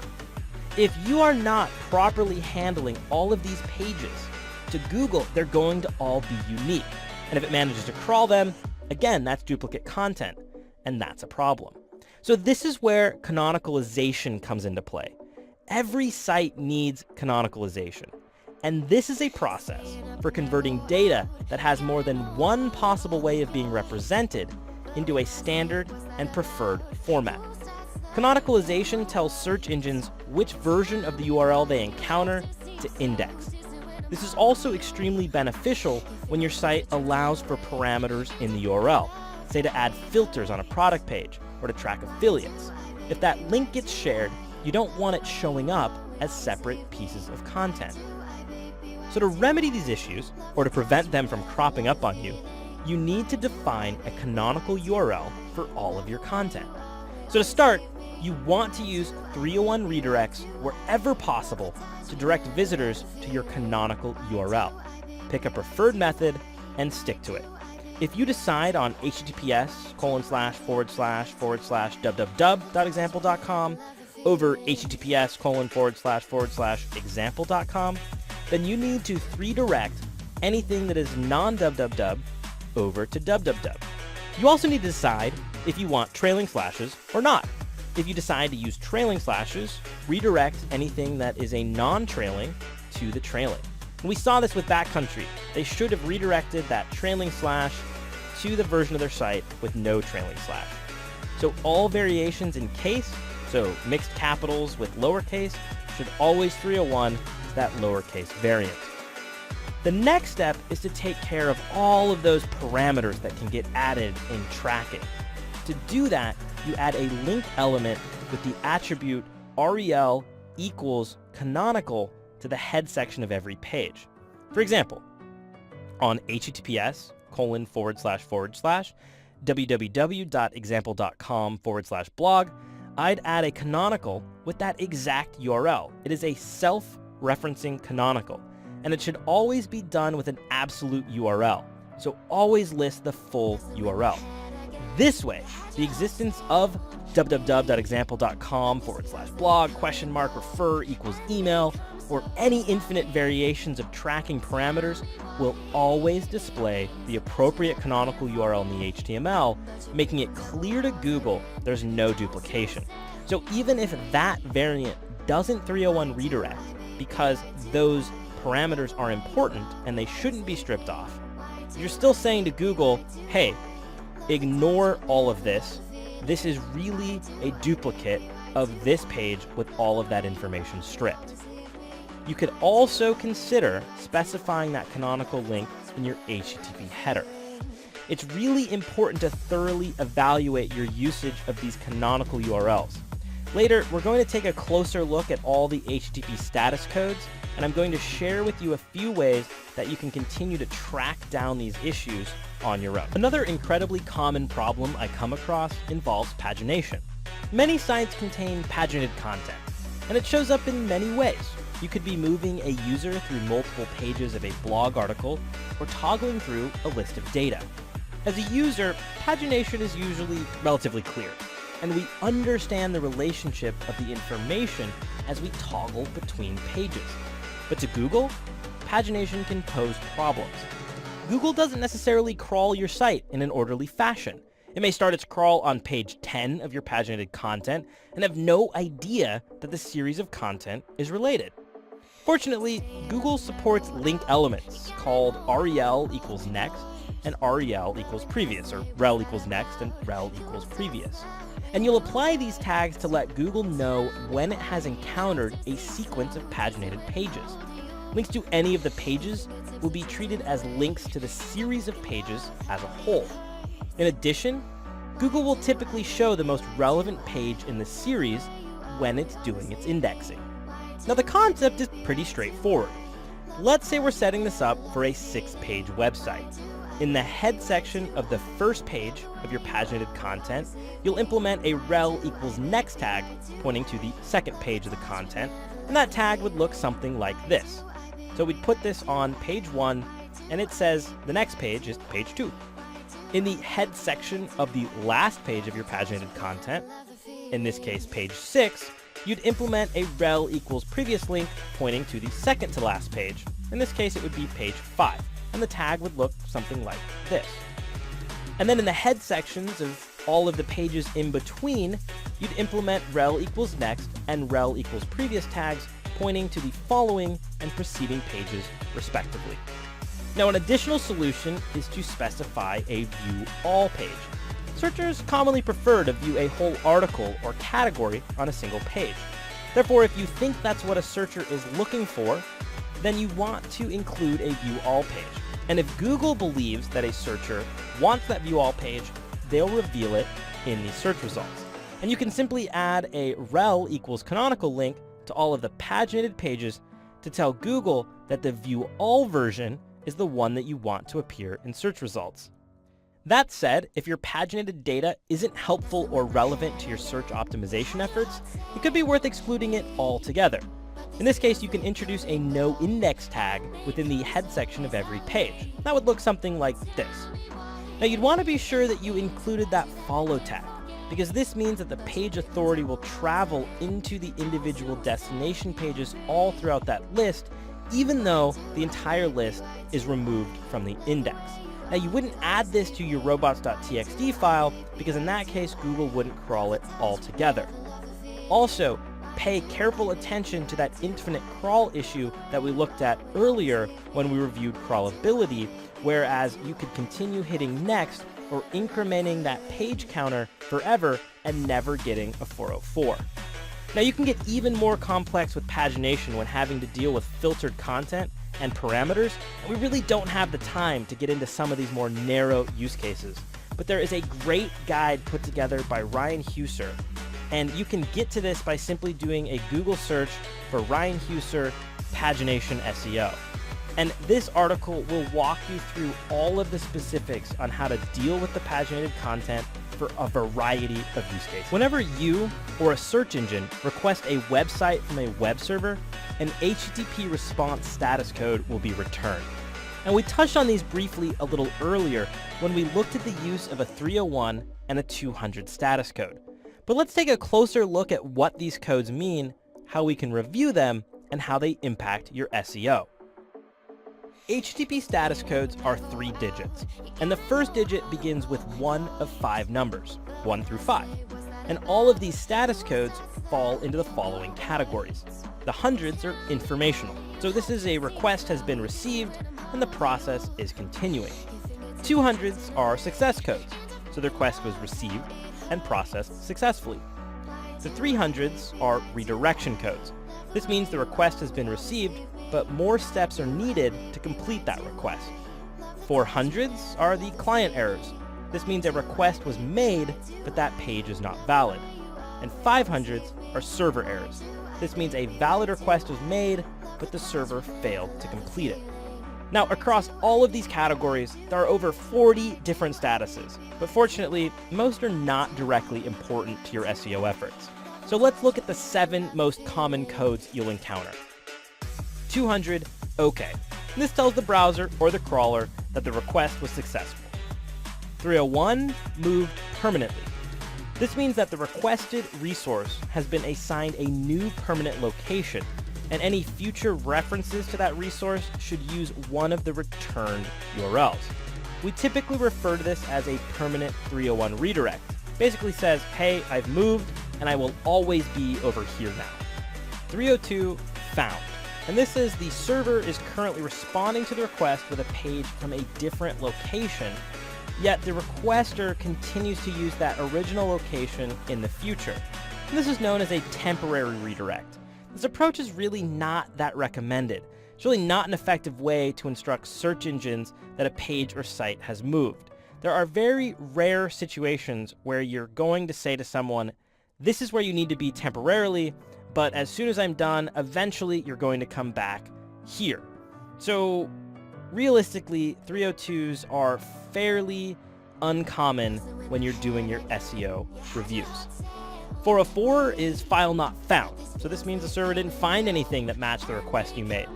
Now we don't know whether this condition is temporary or permanent.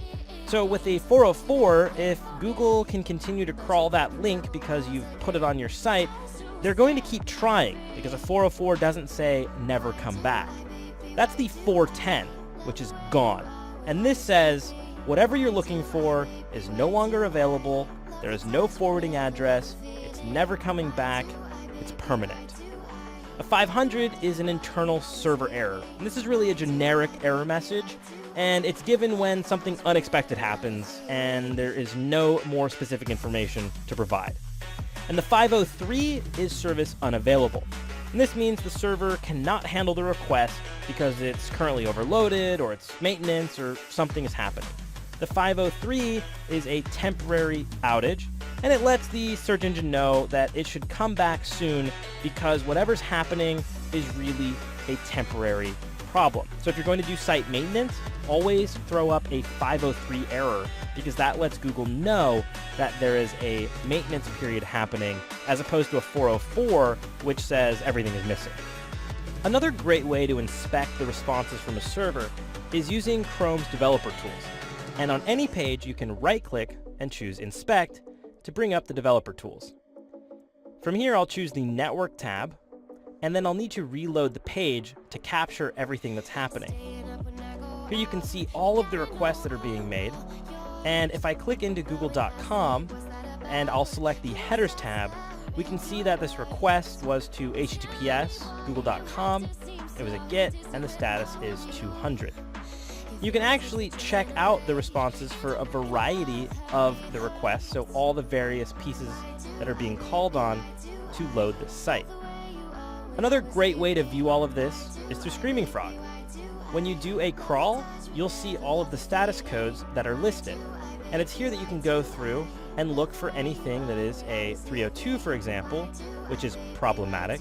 And if you have Screaming Frog set up to respect your Robots.txt file, it's going to return a status code of 0, which is not a true status code, but it's simply saying it didn't check this page because it was asked not to. A couple of other problems that tend to pop up is that oftentimes you'll display an error to the user, but respond with the wrong code. So if a page doesn't exist, you show a "this page does not exist" error to the user, but the response code is a 200. And this tells search engine crawlers that the page has rendered correctly, and many times that page will get erroneously indexed. So one thing to pay attention to outside of the crawl is load a page on your site that doesn't really exist and make sure it returns a 404. Other times you may be redirecting a page, but also issuing a 200. You see, the server can be misconfigured so that it does one thing but sends along the wrong code. So you need to make sure that everything that is showing up in the status code column is actually truly happening. So double check that your 301s are really 301 redirects, that your 404s are really 404s. It's important to make sure that all of the HTTP status codes are true and correct. And one final piece is simply to go through and clear out all of those 302s and make sure that those are 301. There are three main techniques for implementing a website that can handle view screens of all types and sizes. Here's a chart from Google comparing the three methods. You either operate a responsive site, a dynamic serving site, or you're running two separate URLs, one for desktop and one for mobile. Now, each of these setups has its own pros and cons, and each require a different way of signaling to Google what's going on so that it can better understand what it's seeing. Now, before we review the various implementations, let's talk about where Google's headed so that we can make decisions that set us up for success in the future. Now today, most people are searching Google using a mobile device. No surprise, we've been talking about this for a couple of years now.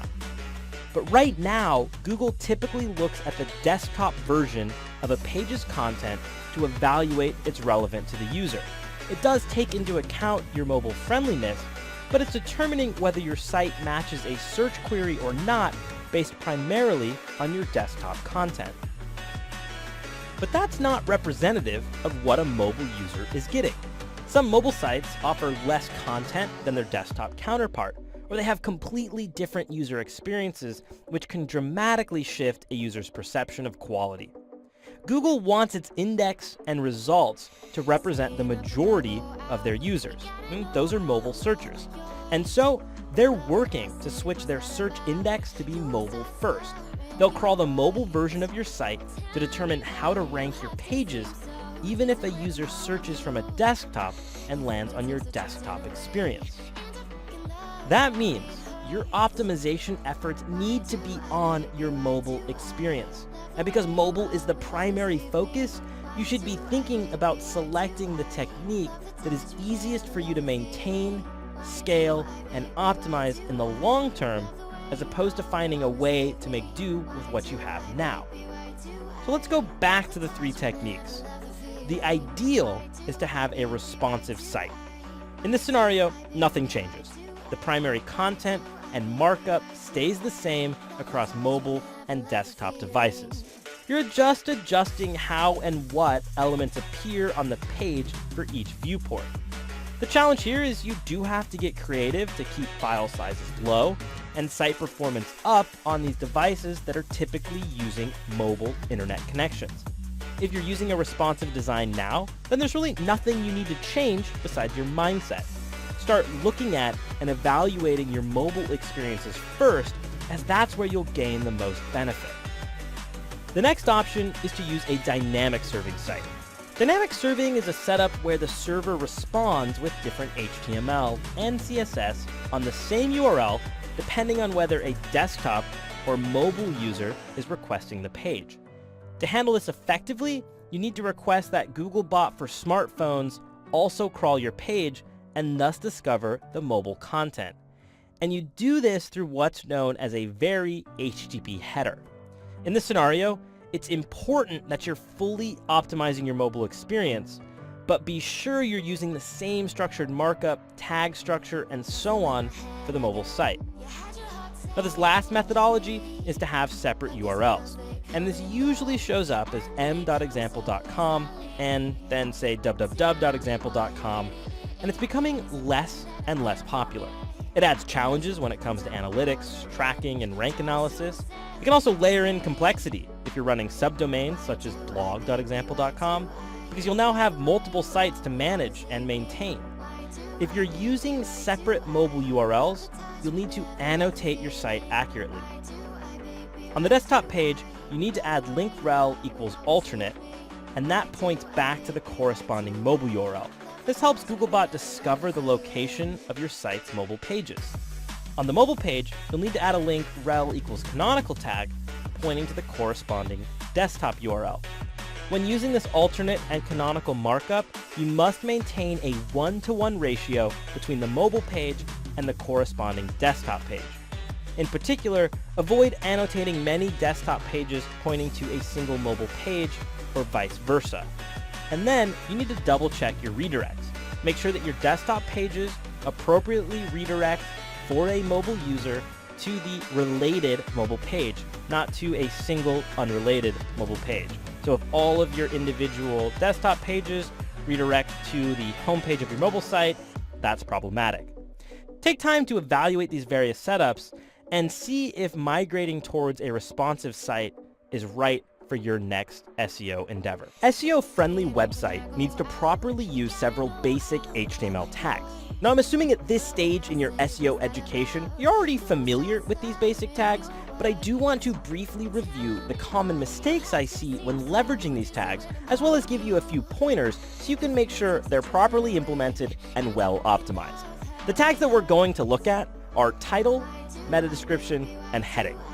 The title tag is in the head section of your HTML document, and this has a direct impact on your rank. So a few key pointers here for you.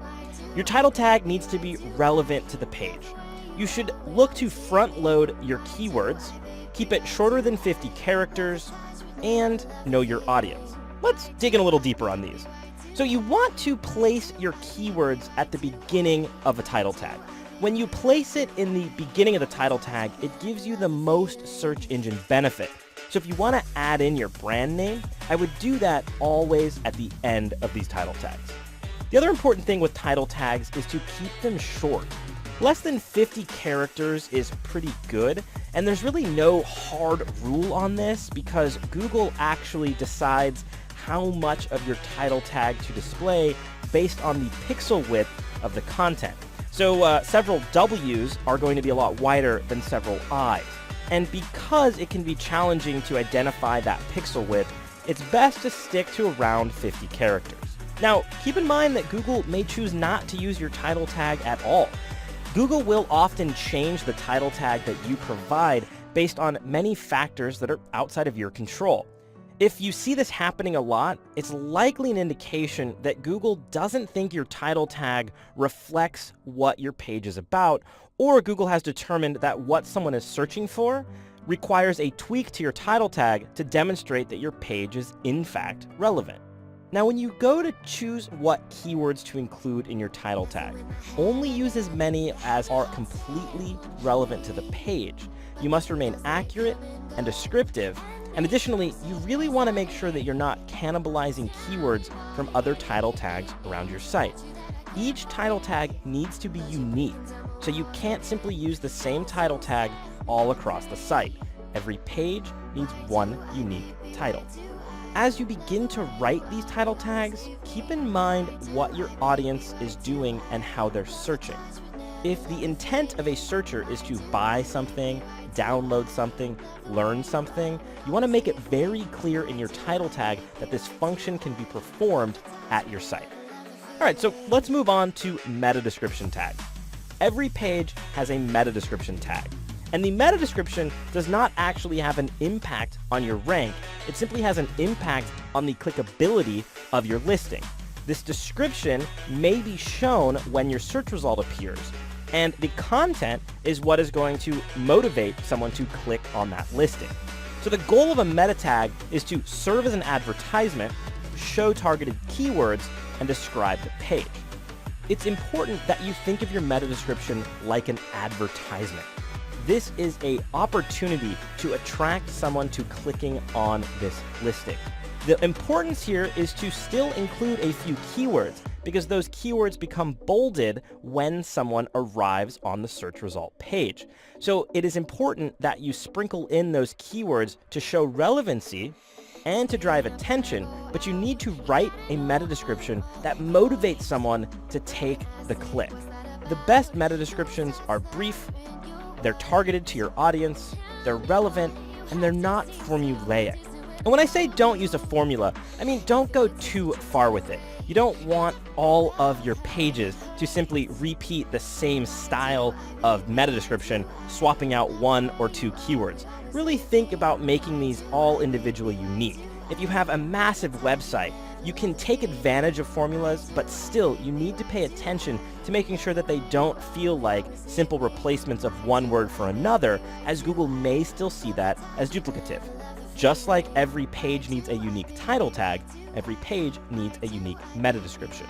As far as the length of these meta descriptions, about 140 characters, including spaces or less. And you really want to focus on keeping them brief, but at the same time, don't make them too short where you miss out on the opportunity to use all of that space to really attract that visitor. Finally, let's talk about heading tags. These are your H1, H2, and H3 tags. And these are all about defining the hierarchy of your headlines in a document. The idea is your H1 should be at the top, the headline of the page. Your H2 is your subheadings, and your H3 is your tertiary level subheadings, and so on. You could even go into H4 and continue on. Now, the search engines show a preference for keywords that are placed inside of a heading tag. And they often will weight the heading 1 tag as the most important tag. And that's why you often see this SEO requirement that you make a very good decision on what to place in that heading 1 tag. In some cases, you may be using the heading 1 tag to be identical to your title tag. But oftentimes, you want to shorten that title tag into its key points for that heading 1 tag. Now, it's very important that these heading tags appear in order. If you go heading 1, heading 3, heading 4, heading 2, and so on, you're really displaying to the search engine that there is a disorganized structure to your headings. It's a best practice to make sure that the markup starts with heading 1 and works its way down all the way.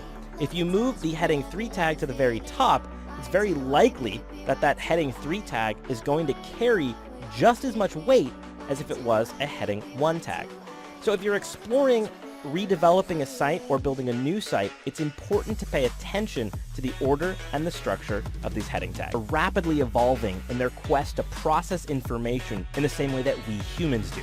And while they continue to evolve, we'll continue to try and reverse engineer how they work.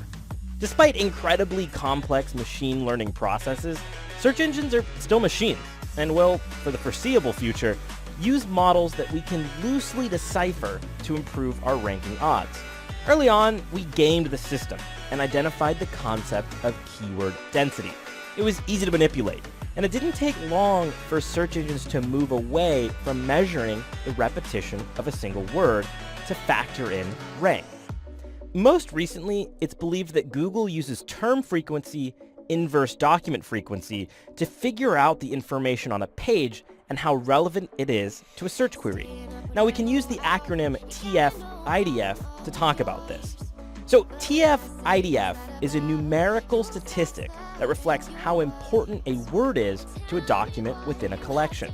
TF-IDF reveals a value, and this value increases proportionally to the number of times a word appears on your site, while also being offset by the frequency of the word's appearance in general across any piece of content.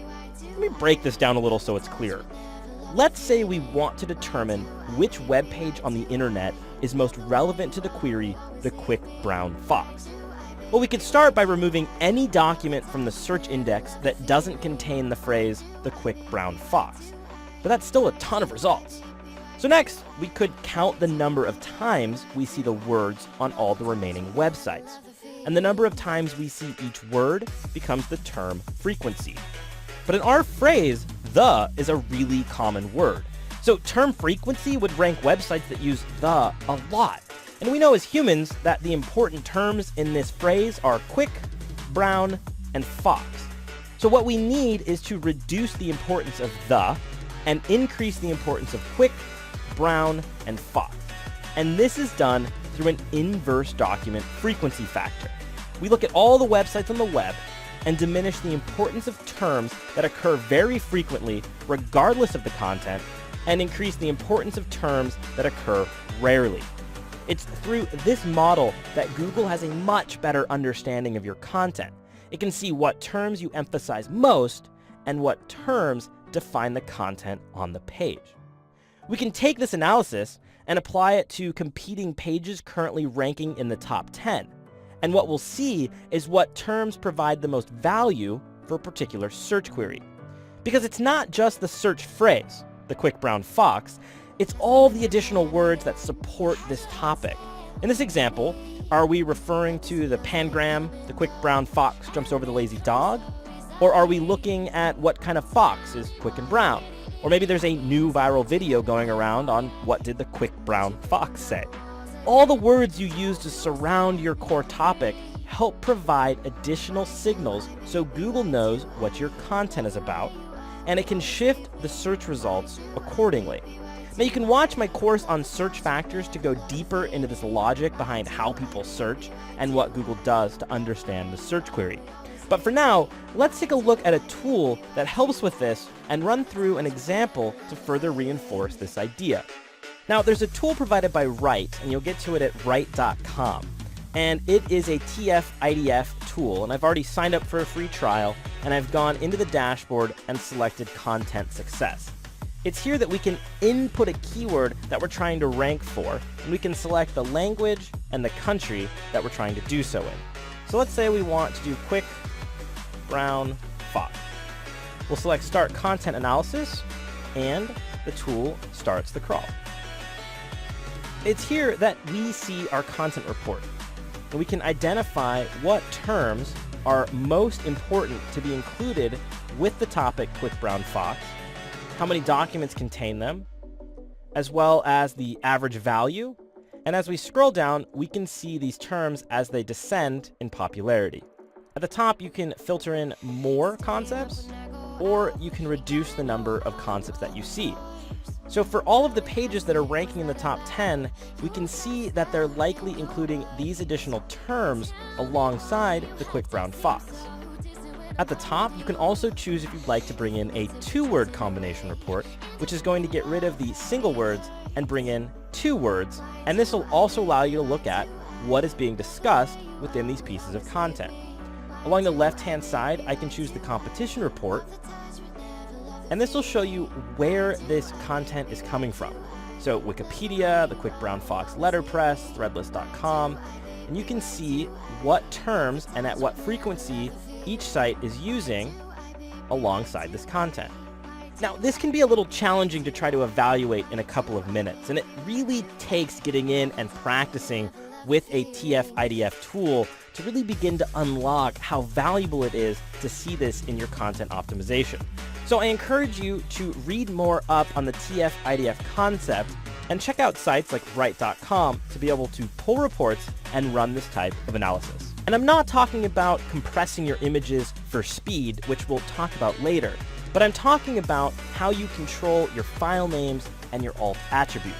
These are the 2 elements that give these search engines context for your images, and they're incredibly helpful as you work to rank for particular search terms. Now, I'm here on a sample website, explorecalifornia.org, and I've gone into this Backpack California page, which is a tour package. So let's say that we're working to get this page to rank, and we'll ignore all of the obvious errors that are happening in SEO right here, and instead focus in on the image. I'm going to right-click and choose Inspect in Chrome, and I'll open up this inspection panel so that we can take a closer look at what's going on. And it's here that you can see the image was named backpack_main.jpg, and the alt attribute is backpack Cali. Now, this isn't terrible, but it could be better. You really want to name your image in a way that provides clues to the content of the image, and you also have an opportunity to introduce keywords here as well. So if this is the Backpack California Tour, I may call the image Backpack California Tour, and the alt attribute can describe that this is a picture of a scene on the Backpack California Tour. So you may say desert landscape on the Backpack California Tour, and that would be a decent alt attribute. One thing that you can do as you're exploring a website within the inspection panel of Chrome is toggle into sources, and if you find the images folder that a site is using, you can scroll through and select each image. And it's here that you'll identify all of these image names. So it's very easy to go through and click into here, look at the image, and decide if it needs to be renamed to something more descriptive and more helpful to what you're trying to do. A lot of times, the image name and the alt attribute are simply there to reinforce the keyword themes, but they can be particularly helpful if you're trying to rank an image search. Simply make sure that the file name and the alt text reflect the content of the picture, and don't keyword stuff or try to emphasize things that are unrelated to the image, even if they're related to the page. Keep your pictures very close to the content of the page and use that image to reinforce the theme. When you use structured data to mark up your content, you're giving Google a clear way to understand that information as well as its context. And this markup helps Google understand if content is a breadcrumb, an address to a local business, a map, a review, or even a sale price on an item. When using structured data, you're not only creating a highly optimized site, but also making certain pages eligible for inclusion in rich results. To see an example of this, let's do a Google search for Moana reviews. Here I can see that Google has brought in a card at the top which shows reviews from Rotten Tomatoes, Roger Ebert, and The Guardian.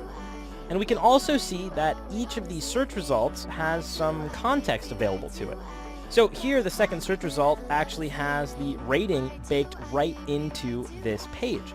Here I can see it's 5 stars, a 96% rating, 229 reviews. You also notice some additional details appears below the listing. The rating, when it was in theaters, its runtime, its genre. Now you may notice that these search results change, and oftentimes Google will vary the results depending on the context of your search, where you are, and what you're looking for. So if you run this same search, you may not get these identical results. But this is a rich snippet, and it comes to us because this source, Rotten Tomatoes, has decided to include structured data, which is telling Google all about this review. Let's click into this Rotten Tomatoes page and take a closer look at how they're using the tags. So here on this page, we can see Moana. It was released in 2016, and here's the rating, and there's all of this information about this movie. It's down here. I can see all the movie info. If I take this URL, I'll copy that, and we go over to the Google Structured Data Testing tool and supply the URL, we can see exactly what's going on under the hood to make this possible. So here on the right, we can see what structured data was detected. So if I select a movie, we can see all of the information that was supplied to Google using this structured data. If I select preview, Google's going to show us what the rich card could look like. Now you'll notice that this looks a little different, and this is actually because this is a preview of the mobile device view, which shows what this rich card could look like based on all of the data that was supplied to Google. If you look on the code on the left, we can see that they're introducing all of this information using what's known as JSON plus LD. We're going to look at this a little bit more specifically as we go on, but you'll notice that there are all of these variables that are being defined: the date that it was modified, the published, who the organization is, the aggregate rating, and so on. And all of this comes through the vocabulary from schema.org. This vocabulary is standardized. So you might have vocabulary for a music event. You might have vocabulary for a movie. You might have vocabulary for an organization, and so on. Now we're going to look at schema.org a little later, and I'll talk to you about how all of this vocabulary comes into place. But let's take a look at how we can start introducing structured data. I've pulled up the Introduction to Structured Data, which is available on Google's developer documentation.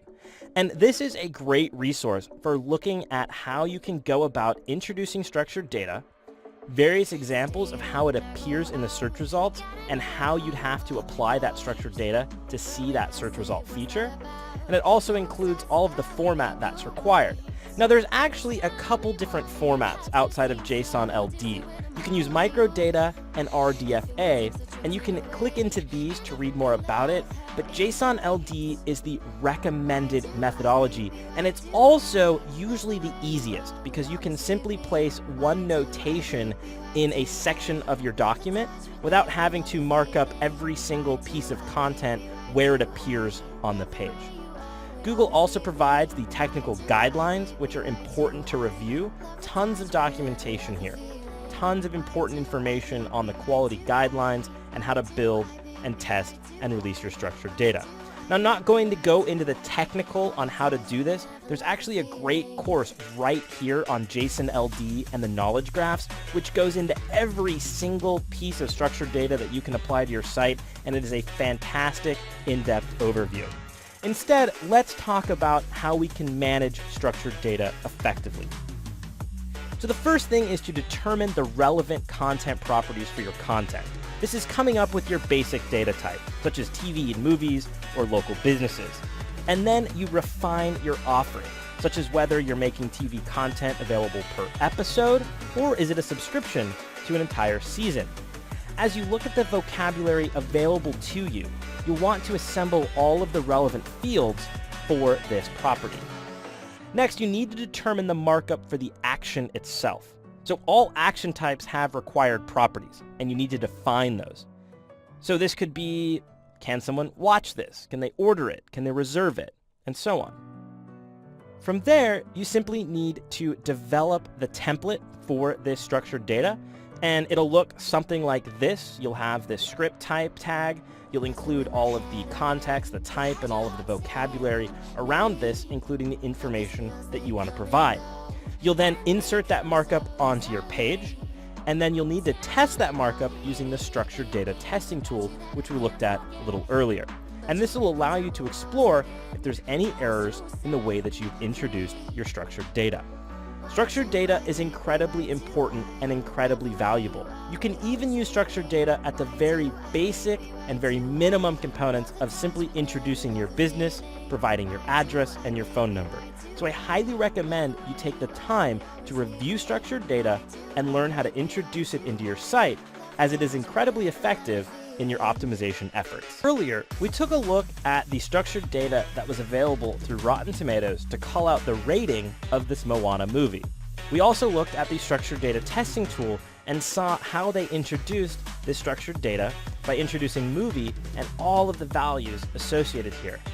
Now, to understand what you need to apply to a particular topic, you'll use schema.org, which is what introduces all of the vocabulary.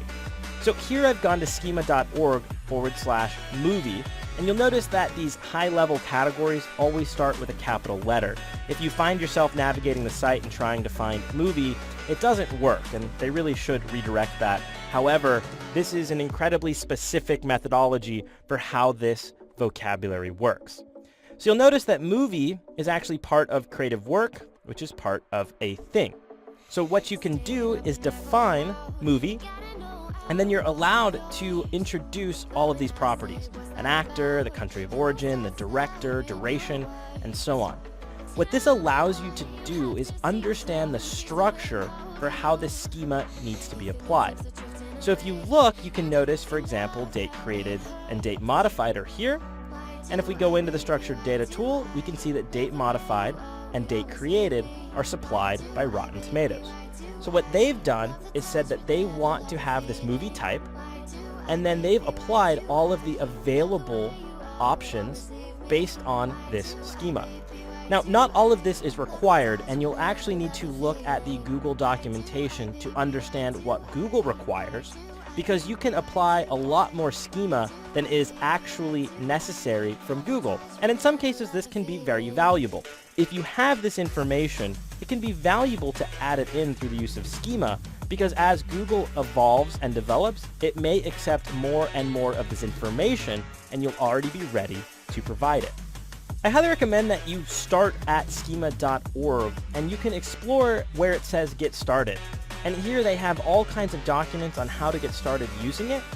And these are a great read to really understand just how the relationship between the schema.org vocabulary and structured data work. Google has to fetch dozens and sometimes hundreds of various resources all across your website. And these can add up to many megabytes of data. Google's dream is for websites to load near instantaneously. And we've seen them push for that quest through projects such as AMP. But instantaneous load isn't just great for SEO, it's great for the user too. So it's incredibly important that you invest the necessary time and energy to optimize the efficiency of your site. Now, speed optimization is a robust topic. We could easily spend a few hours detailing all of the approaches. But we're not going to get into that level of detail today. Instead, I'm going to point you to the right resources and give you the high-level overview of how to go about getting your site loading faster. Now, I often get asked, how am I doing in relation to the rest of the web? And to give you a sense of how you stack up, you can look at benchmarks from HTTP Archive. I'm here at httparchive.org/interesting.php, and here they've got some great statistics on trends from around the web. We can see the average bytes per page by content type, the average individual response size. So if you're trying to decide if that JPEG or PNG are too big, you can look at what the average size is across the web. You can even see the HTML document size. So what should you expect, the number of DOM elements per page, and so on. This is a great resource. This information goes on and on. So if you're getting very deep into your optimization, here's a good place to come and see how you stack up with the rest of the web. Now, all that said, you want to prioritize your effort towards your mobile experience. And here's where it gets crazy. Research has shown that any delay longer than a second will cause the user to interrupt their flow of thought, which creates a poor experience and subsequently a poor SEO experience. Your goal is to keep the user engaged and deliver your site as fast as possible, regardless of device or type of network. Now, the 1 second time budget is a bit overstated. You fortunately aren't trying to render the entire page in 1 second. Your aim is to deliver all the above-the-fold content in under 1 second so the user can start interacting with the page right away. You can then continue to build the rest of the page progressively with little negative impact to your user or SEO. But this still poses a significant challenge. Mobile devices aren't always on Wi-Fi, and they may be accessing your site over 2G, 3G, or 4G networks. So Google uses the following example within their developer documentation. You have 1,000 milliseconds to deliver the above-the-fold content. So your first issue that you need to contend with is network latency. 200 to 300 milliseconds will be used up for 3G networks just to pass the information through the system, and 50 to 100 milliseconds round trip for the 4G networks. 3G is the dominant network type around the world, and while 4G is growing significantly, you should still expect that the majority of users will be accessing your page on a 3G network. For this reason, we have to assume that each network request will take on average 200 milliseconds. With that in mind, let's work backwards. If we look at a typical sequence of communication between a browser and a server, 600 milliseconds of that time has already been used up by network overhead. A DNS lookup, a network round trip to perform the handshake, all of the HTTP requests. That leaves you with 400 milliseconds. In 400 milliseconds, the server must render the response, the client-side code must execute, and the browser must display the content. So how do we do that? The first goal is to get the server to render the response in under 200 milliseconds. The server response time is how long it takes for the server to return the initial HTML, and because we only have so little time, you've really got to keep this below 200 milliseconds. The next piece is to minimize the number of redirects. Additional redirects can add 1 or 2 network round trips, and that can incur lots of extra latency on a 3G network. So I strongly encourage you to minimize your redirects and, if possible, eliminate them entirely. The third thing to pay attention to is the number of round trips necessary to render that first piece of content, that above-the-fold content. You really want to eliminate how many resources have to be rendered because you can only have so many simultaneous connections. The server can send 10 packets on a connection, so you get 10 resources in that one connection. The more that you add to that, the more round trips that have to happen, the longer the load is going to be. The fourth piece is to avoid any external blocking JavaScript and CSS in your above-the-fold content. Before the browser can render the page, it has to parse it. And if it encounters a script that blocks that parsing, it has to stop and download that resource and then interpret that information. Every time it does that, it adds a network round trip, which delays the first time that the page is rendered. So an ideal best practice is for your JavaScript and CSS that is needed to render the region of the site above the fold should be inline. And any JavaScript or CSS that is adding functionality should be loaded after the above-the-fold content has been delivered. The fifth technique is to reserve time for that browser layout and rendering. You need to set aside about 200 milliseconds for browser overhead. The process of taking that HTML, the CSS, and executing the JavaScript is going to take time. And depending on the speed of that mobile device and the complexity of the page, that can take up to 200 to 300 milliseconds. And the final piece of this puzzle is to really optimize that JavaScript execution and rendering. Complicated scripts and really inefficient code take a lot of extra time. So you want to really optimize the code, eliminate the errors, clean it up, compress it, and pay great attention to having it be incredibly efficient so you can maximize those mobile speeds. I highly recommend that you use the page speed tools provided by Google. You'll find those at developers.google.com/speed/page speed. Here you can run insights on your page. It's going to show you all of the various issues that you need to fix, and you've likely already seen this. What's most important is to read through their docs. The documentation has tons of great best practices. And if these are a little over your head, it's still important to read them and understand them so that you can communicate to your developer exactly what needs to happen and point them to these resources so they understand the expectations for how you need your site to be fully optimized. As more and more websites move to using JavaScript, traditional methods for inspecting the HTML become unusable. And you may have encountered this before if you've tried viewing the source on certain websites. This is because what you're seeing in view source is the code before it's processed by the browser. You see, each site has a document object model, or DOM, and this is a representation of all the HTML properties by the browser. With the DOM, an HTML page can be modified at any time by your JavaScript or CSS, which means there's a lot more going on behind the scenes. Now, depending on how the site is developed, you may see variables mixed in with the content, or you may not even see the complete structure of the site once it's fully loaded. To give you an example of this, I went ahead and viewed the source of TMZ.com's mobile site, and you'll notice that here there is a link rel equals canonical, and the href tag is left blank. And that would be an SEO issue, right? So you might come in and say, we need to fix this problem. But the reality is, this isn't a problem. Because if you view the DOM, you'll notice that this canonical reference is actually set up correctly. So here on the mobile site, when viewing the DOM, I can see that they've attributed the link rel canonical to the href of their desktop website. As you add, delete, or modify existing elements on your website, you're creating a structure that the browser interprets as the DOM, and that structure is not going to show up in view source. Let's walk through the DOM in more detail. Morten Rand Hendrickson has a great explanation of the document object model in his course on JavaScript Essential Training. And if you want to go deeper into this topic area and explore it in its entirety, I would recommend checking that out. But he essentially explains it as such.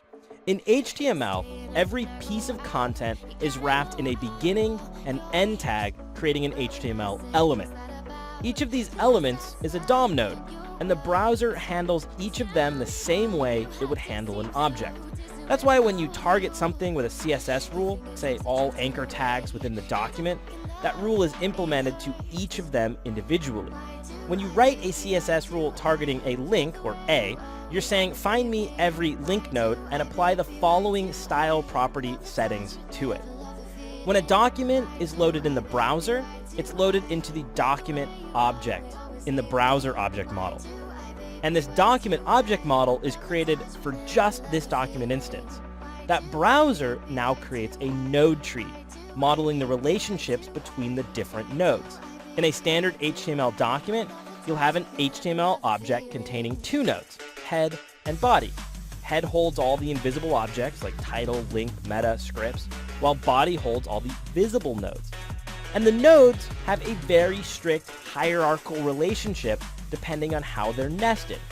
So for example, a link in a menu can be an A node inside an LI node, inside a UL node, inside of a nav node, inside of a header, inside of the body, inside of the HTML, and so on and so forth. This is really a tree, and search engines are crawling the DOM. So you need to start inspecting the DOM instead of using view source if you want to get the complete story of what's going on. And that's relatively easy in Google Chrome. You simply right-click on the page, choose Inspect, and when this window appears, you'll navigate through the Elements tab. The Elements tab is showing you the DOM, and that's why you can interact with this DOM and change what's happening on the page at any time. So here I can inspect the headline here, get the news you need, and within the DOM, I can change it to whatever I want and see that change right here in my browser. And this is simply a representation. You see, I edited this manually, so you can see that at a certain point, JavaScript could come in and change content on the page, and that view source, this will never change, but the DOM. To further our discussion on speed and its impact on SEO, we need to take a look at the critical rendering path. This path is what happens in the steps between receiving the HTML, CSS, and JavaScript and rendering the page in your browser. When we optimize the critical rendering path and allow our content to load progressively, we can significantly improve the time to get our above-the-fold content loaded. Optimizing the critical path makes the site load faster, but it also tricks the user into thinking the site is loading faster than it is. Users like to know things are happening, and as elements pop into place on the page, we reassure the user the site is working, the content is coming, and they can even begin to interact with the material before the page finishes rendering. The critical rendering path serves as a foundation for building well-performing websites. And to understand the critical rendering path, let's walk through what is going on at the browser level to bring the website into view. At the top is the conversion. The browser reads the raw bytes of HTML, and it translates that into individual characters based on the encoding of the file, which is typically UTF-8. Next is tokenizing. So the browser converts all of these strings of characters into distinct tokens as specified by the HTML5 standard. This is where HTML, body, and all of the other tags within those angle brackets show up. Each token has a special meaning and its own set of rules. The next step is lexing. The emitted tokens are then converted into objects, which define the properties and the rules. And finally is the construction of the DOM. The DOM gets built here, and all of the created rules are linked in that tree data structure that captures the parent-child relationship defined in that original markup. Every time the browser processes HTML markup, it goes through all of these steps, and this process can take up a lot of time. To visualize this, we can use the Chrome developer tools to watch the timeline of events unfold with each page we visit. I'm here on the page for Lighthouse, which is a tool that we're going to look at in just a minute. But to explore how we can view this timeline, in Chrome I'm going to right-click and choose Inspect, and then I'll select the Network tab. Here we need to reload the page so that we can watch all of the elements parse through. So here you can see all the requests that are being made, and along the top we see the timeline of all these events and when they're occurring. Here along the right you can see the waterfall, and if you hover over, you can see when this was queued, when it started, and what the process is. This gives you an idea of all of the events that are taking place and how long they take to happen. You can see at the bottom, we see that the entire site took 14.5 seconds to load, and that the DOM content loaded in 1 second, roughly. Now, typically, your JavaScript execution is going to take the longest time. JavaScript causes page construction to halt until it's been executed, and that's why it's referred to as render blocking. Now, along the top, you can toggle between various elements to see each one, so we can look at the images and see how long they took and at what point they loaded. Now, the challenge here is that this is helpful for understanding how things are loading and how long things are taking overall, but this isn't incredibly useful for figuring out the critical rendering path, because this tool doesn't help you understand at what point those critical elements needed to be loaded. And for that, you're going to want to use a tool called Lighthouse. Lighthouse is an open source resource that is used to improve web pages. You'll install it as a Chrome extension, and once you've installed it, you'll select the icon in Chrome. I already have it installed here in the upper right-hand corner. Once I select Lighthouse, I'll choose Generate Report. And now it's going to load the page, and it's going to go through a series of tests, and then it's going to output a report. And this report will be helpful for understanding not only how to improve our critical rendering path, but many other elements on our site. Once Lighthouse has finished, it's going to output a report. Along the top, you can see your score for a couple of categories. Progressive web app, which is a topic that we'll get to later, performance, accessibility, and best practices. Now you can interact with all of these sections and drill in deeper, but for the critical rendering path, what you're looking at is this performance section. Here you can see what's loading at each point along this timeline. 3.4 seconds, 5 seconds, 6 seconds, and so on. You can see the first meaningful paint, which is when the primary content of a page is visible. This is a very important metric. And here we can see that 4.8 seconds is considered poor as it's highlighted in red. You'll also notice that there's the perceptual speed index, and this helps you understand how quickly the contents of a page are visibly populated. And you can scroll down to see all of the opportunities on how to improve this speed. Below this is the diagnostics section, and it's here that you can look at that critical rendering path. Under the critical request chains, you'll look at what resources are required for the first render of the page. And in order to improve your page load, you'll need to reduce the length of these chains or reduce the download size of these resources. Now, if some of this information is over your head and you're not sure how to optimize these critical rendering paths, that's fine. What you want to do is really understand how to use this tool, how to find it, how to run this audit on various pages of your site, and then you can take this information back to your developer and let them begin the optimization to improve this performance score. I want to leave you with a few additional optimizing pointers.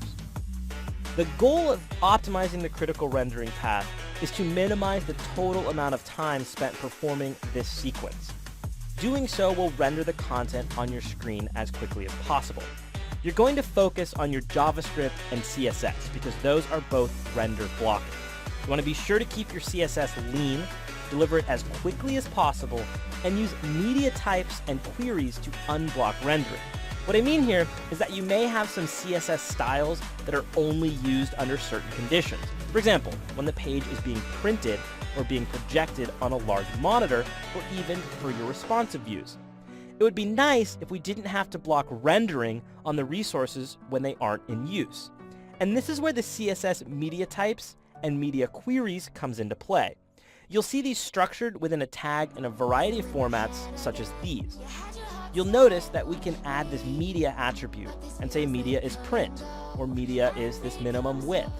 The idea here is you're saying to the browser and the Google crawler, you can skip this style sheet unless you're trying to perform this action, such as print, or unless the width of the page on the user's screen meets a certain threshold.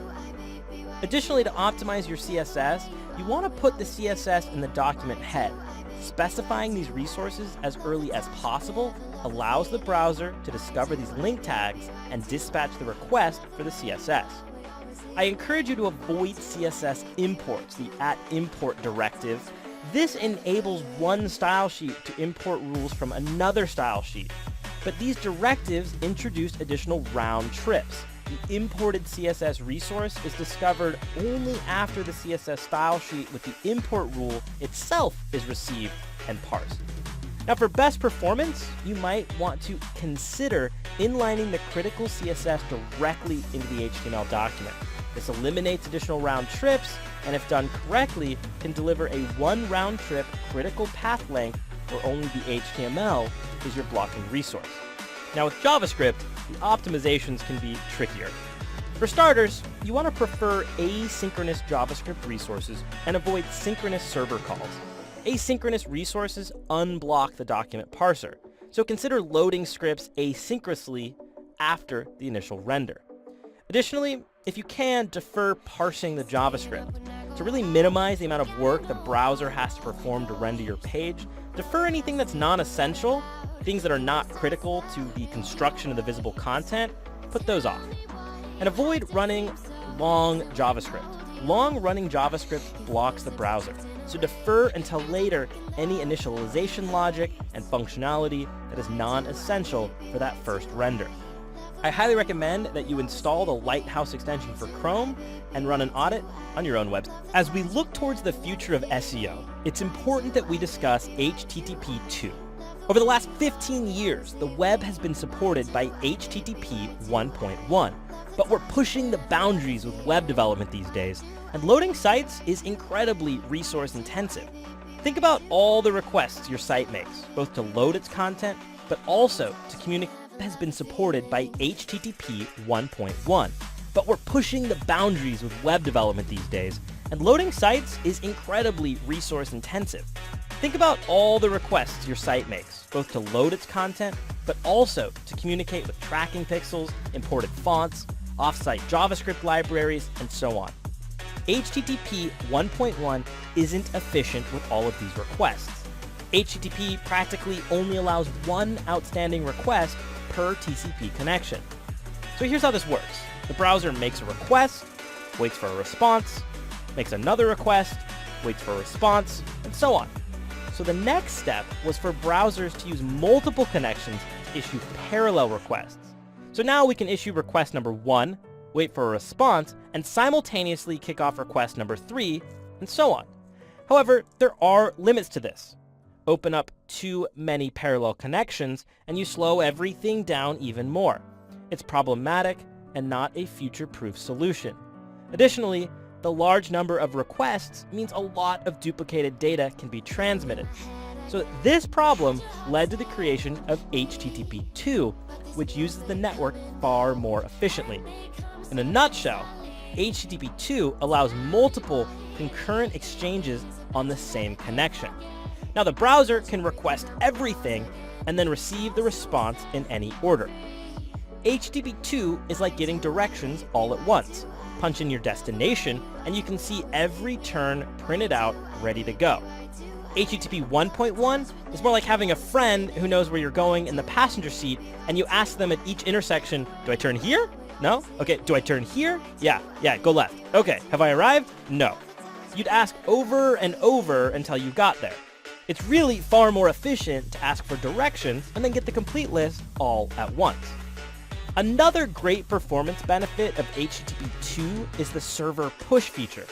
This allows the server to proactively push content to a visitor without them requesting it. So for example, when a browser visits your website, your server can actually push your logo image down to the browser before it even knows it needs it. By proactively pushing needed resources from the server, the browser can load pages much more quickly than was previously possible. The great benefit of HTTP2 is it's backwards compatible and available now. You can upgrade to HTTP2, and browsers that are only supporting 1.1 will handle your website just fine. As you prepare for the future of the web, consider getting HTTP2 support enabled on your server, or start the discussion with your developer. Or if you've been following the web trends lately, you've likely heard the buzz around progressive web apps, or PWAs. A progressive web app, in a nutshell, uses modern web capabilities to deliver an app-like user experience. You see, native apps work offline. You install them from the App Store, they live on your home screen, you can press on the icon, load the experience, and that's great. But mobile websites, by comparison, historically haven't had any of those things. And that's where progressive web apps come in. The goal is that progressive web apps use new web APIs and new design concepts to create experiences that feel like native applications, but yet they're simply living inside the web browser. A progressive web app is many things, but the core of a progressive web app is that it's, well, progressive, responsive, independent, app-like, fresh, safe, discoverable, re-engageable, installable, and linkable. So progressive means it's going to work for everyone, regardless of what browser they're on, because it's built with this progressive enhancement. The idea here is that if I'm on a very limited experience, I'm on a slow mobile connection, the app can still deliver some core functionality to me, whereas if I was on a very fast internet connection, that may change what is delivered. The app is responsive, so it's going to fit any form factor, desktop, mobile, tablet, and so on. It's connectivity independent, so in addition to working on low quality networks, it also has functionality to work offline. You want it to feel like an app, and you want it to always be up to date, app-like and fresh. It's also safe because progressive web apps are served over HTTPS, and it's discoverable because it's going to be identified as an application, which means that search engines can find it even though it's really similar to your website. The final piece is re-engageable, means that you have access to push notifications through the browser just like you would on a native app. Installable means that you can add this to your home screen. There's no app store. You can add it just like an application, and when you click on that home screen link, It loads just as it would if it were a native application. And finally, these are linkable, so you can share the URL. There's no complex installation. If I send you a link to my progressive web app, you'll simply interact with it just like visiting any other page on the web. This is incredibly exciting, and it's a really interesting thing to begin to follow and to begin to explore how we can start implementing progressive web apps into the future of our web development. You can explore more about this in Google's developer documentation. Just do a quick search for Google Progressive Web Apps. Here you can explore just what a progressive web app is, how to get them built, how they're all structured, what makes them so incredible, and where the web is going with this. Now, in terms of SEO implications, it's too early to tell. These are really just very good mobile-friendly websites. So all of the signals that you're putting into your mobile-friendly sites would go into your progressive web app. But it's great to get on the cutting edge and start to move in the direction that Google is showing the trend to go. So take time, explore it, and if you'd like to dive deeper, there are a ton of great resources linked through on Google's developer documentation. Thanks for watching this course. I hope you've enjoyed taking it just as much as I've enjoyed sharing it with you. I encourage you to continue exploring the SEO landscape. You can dive deeper into each of the topics we covered right here.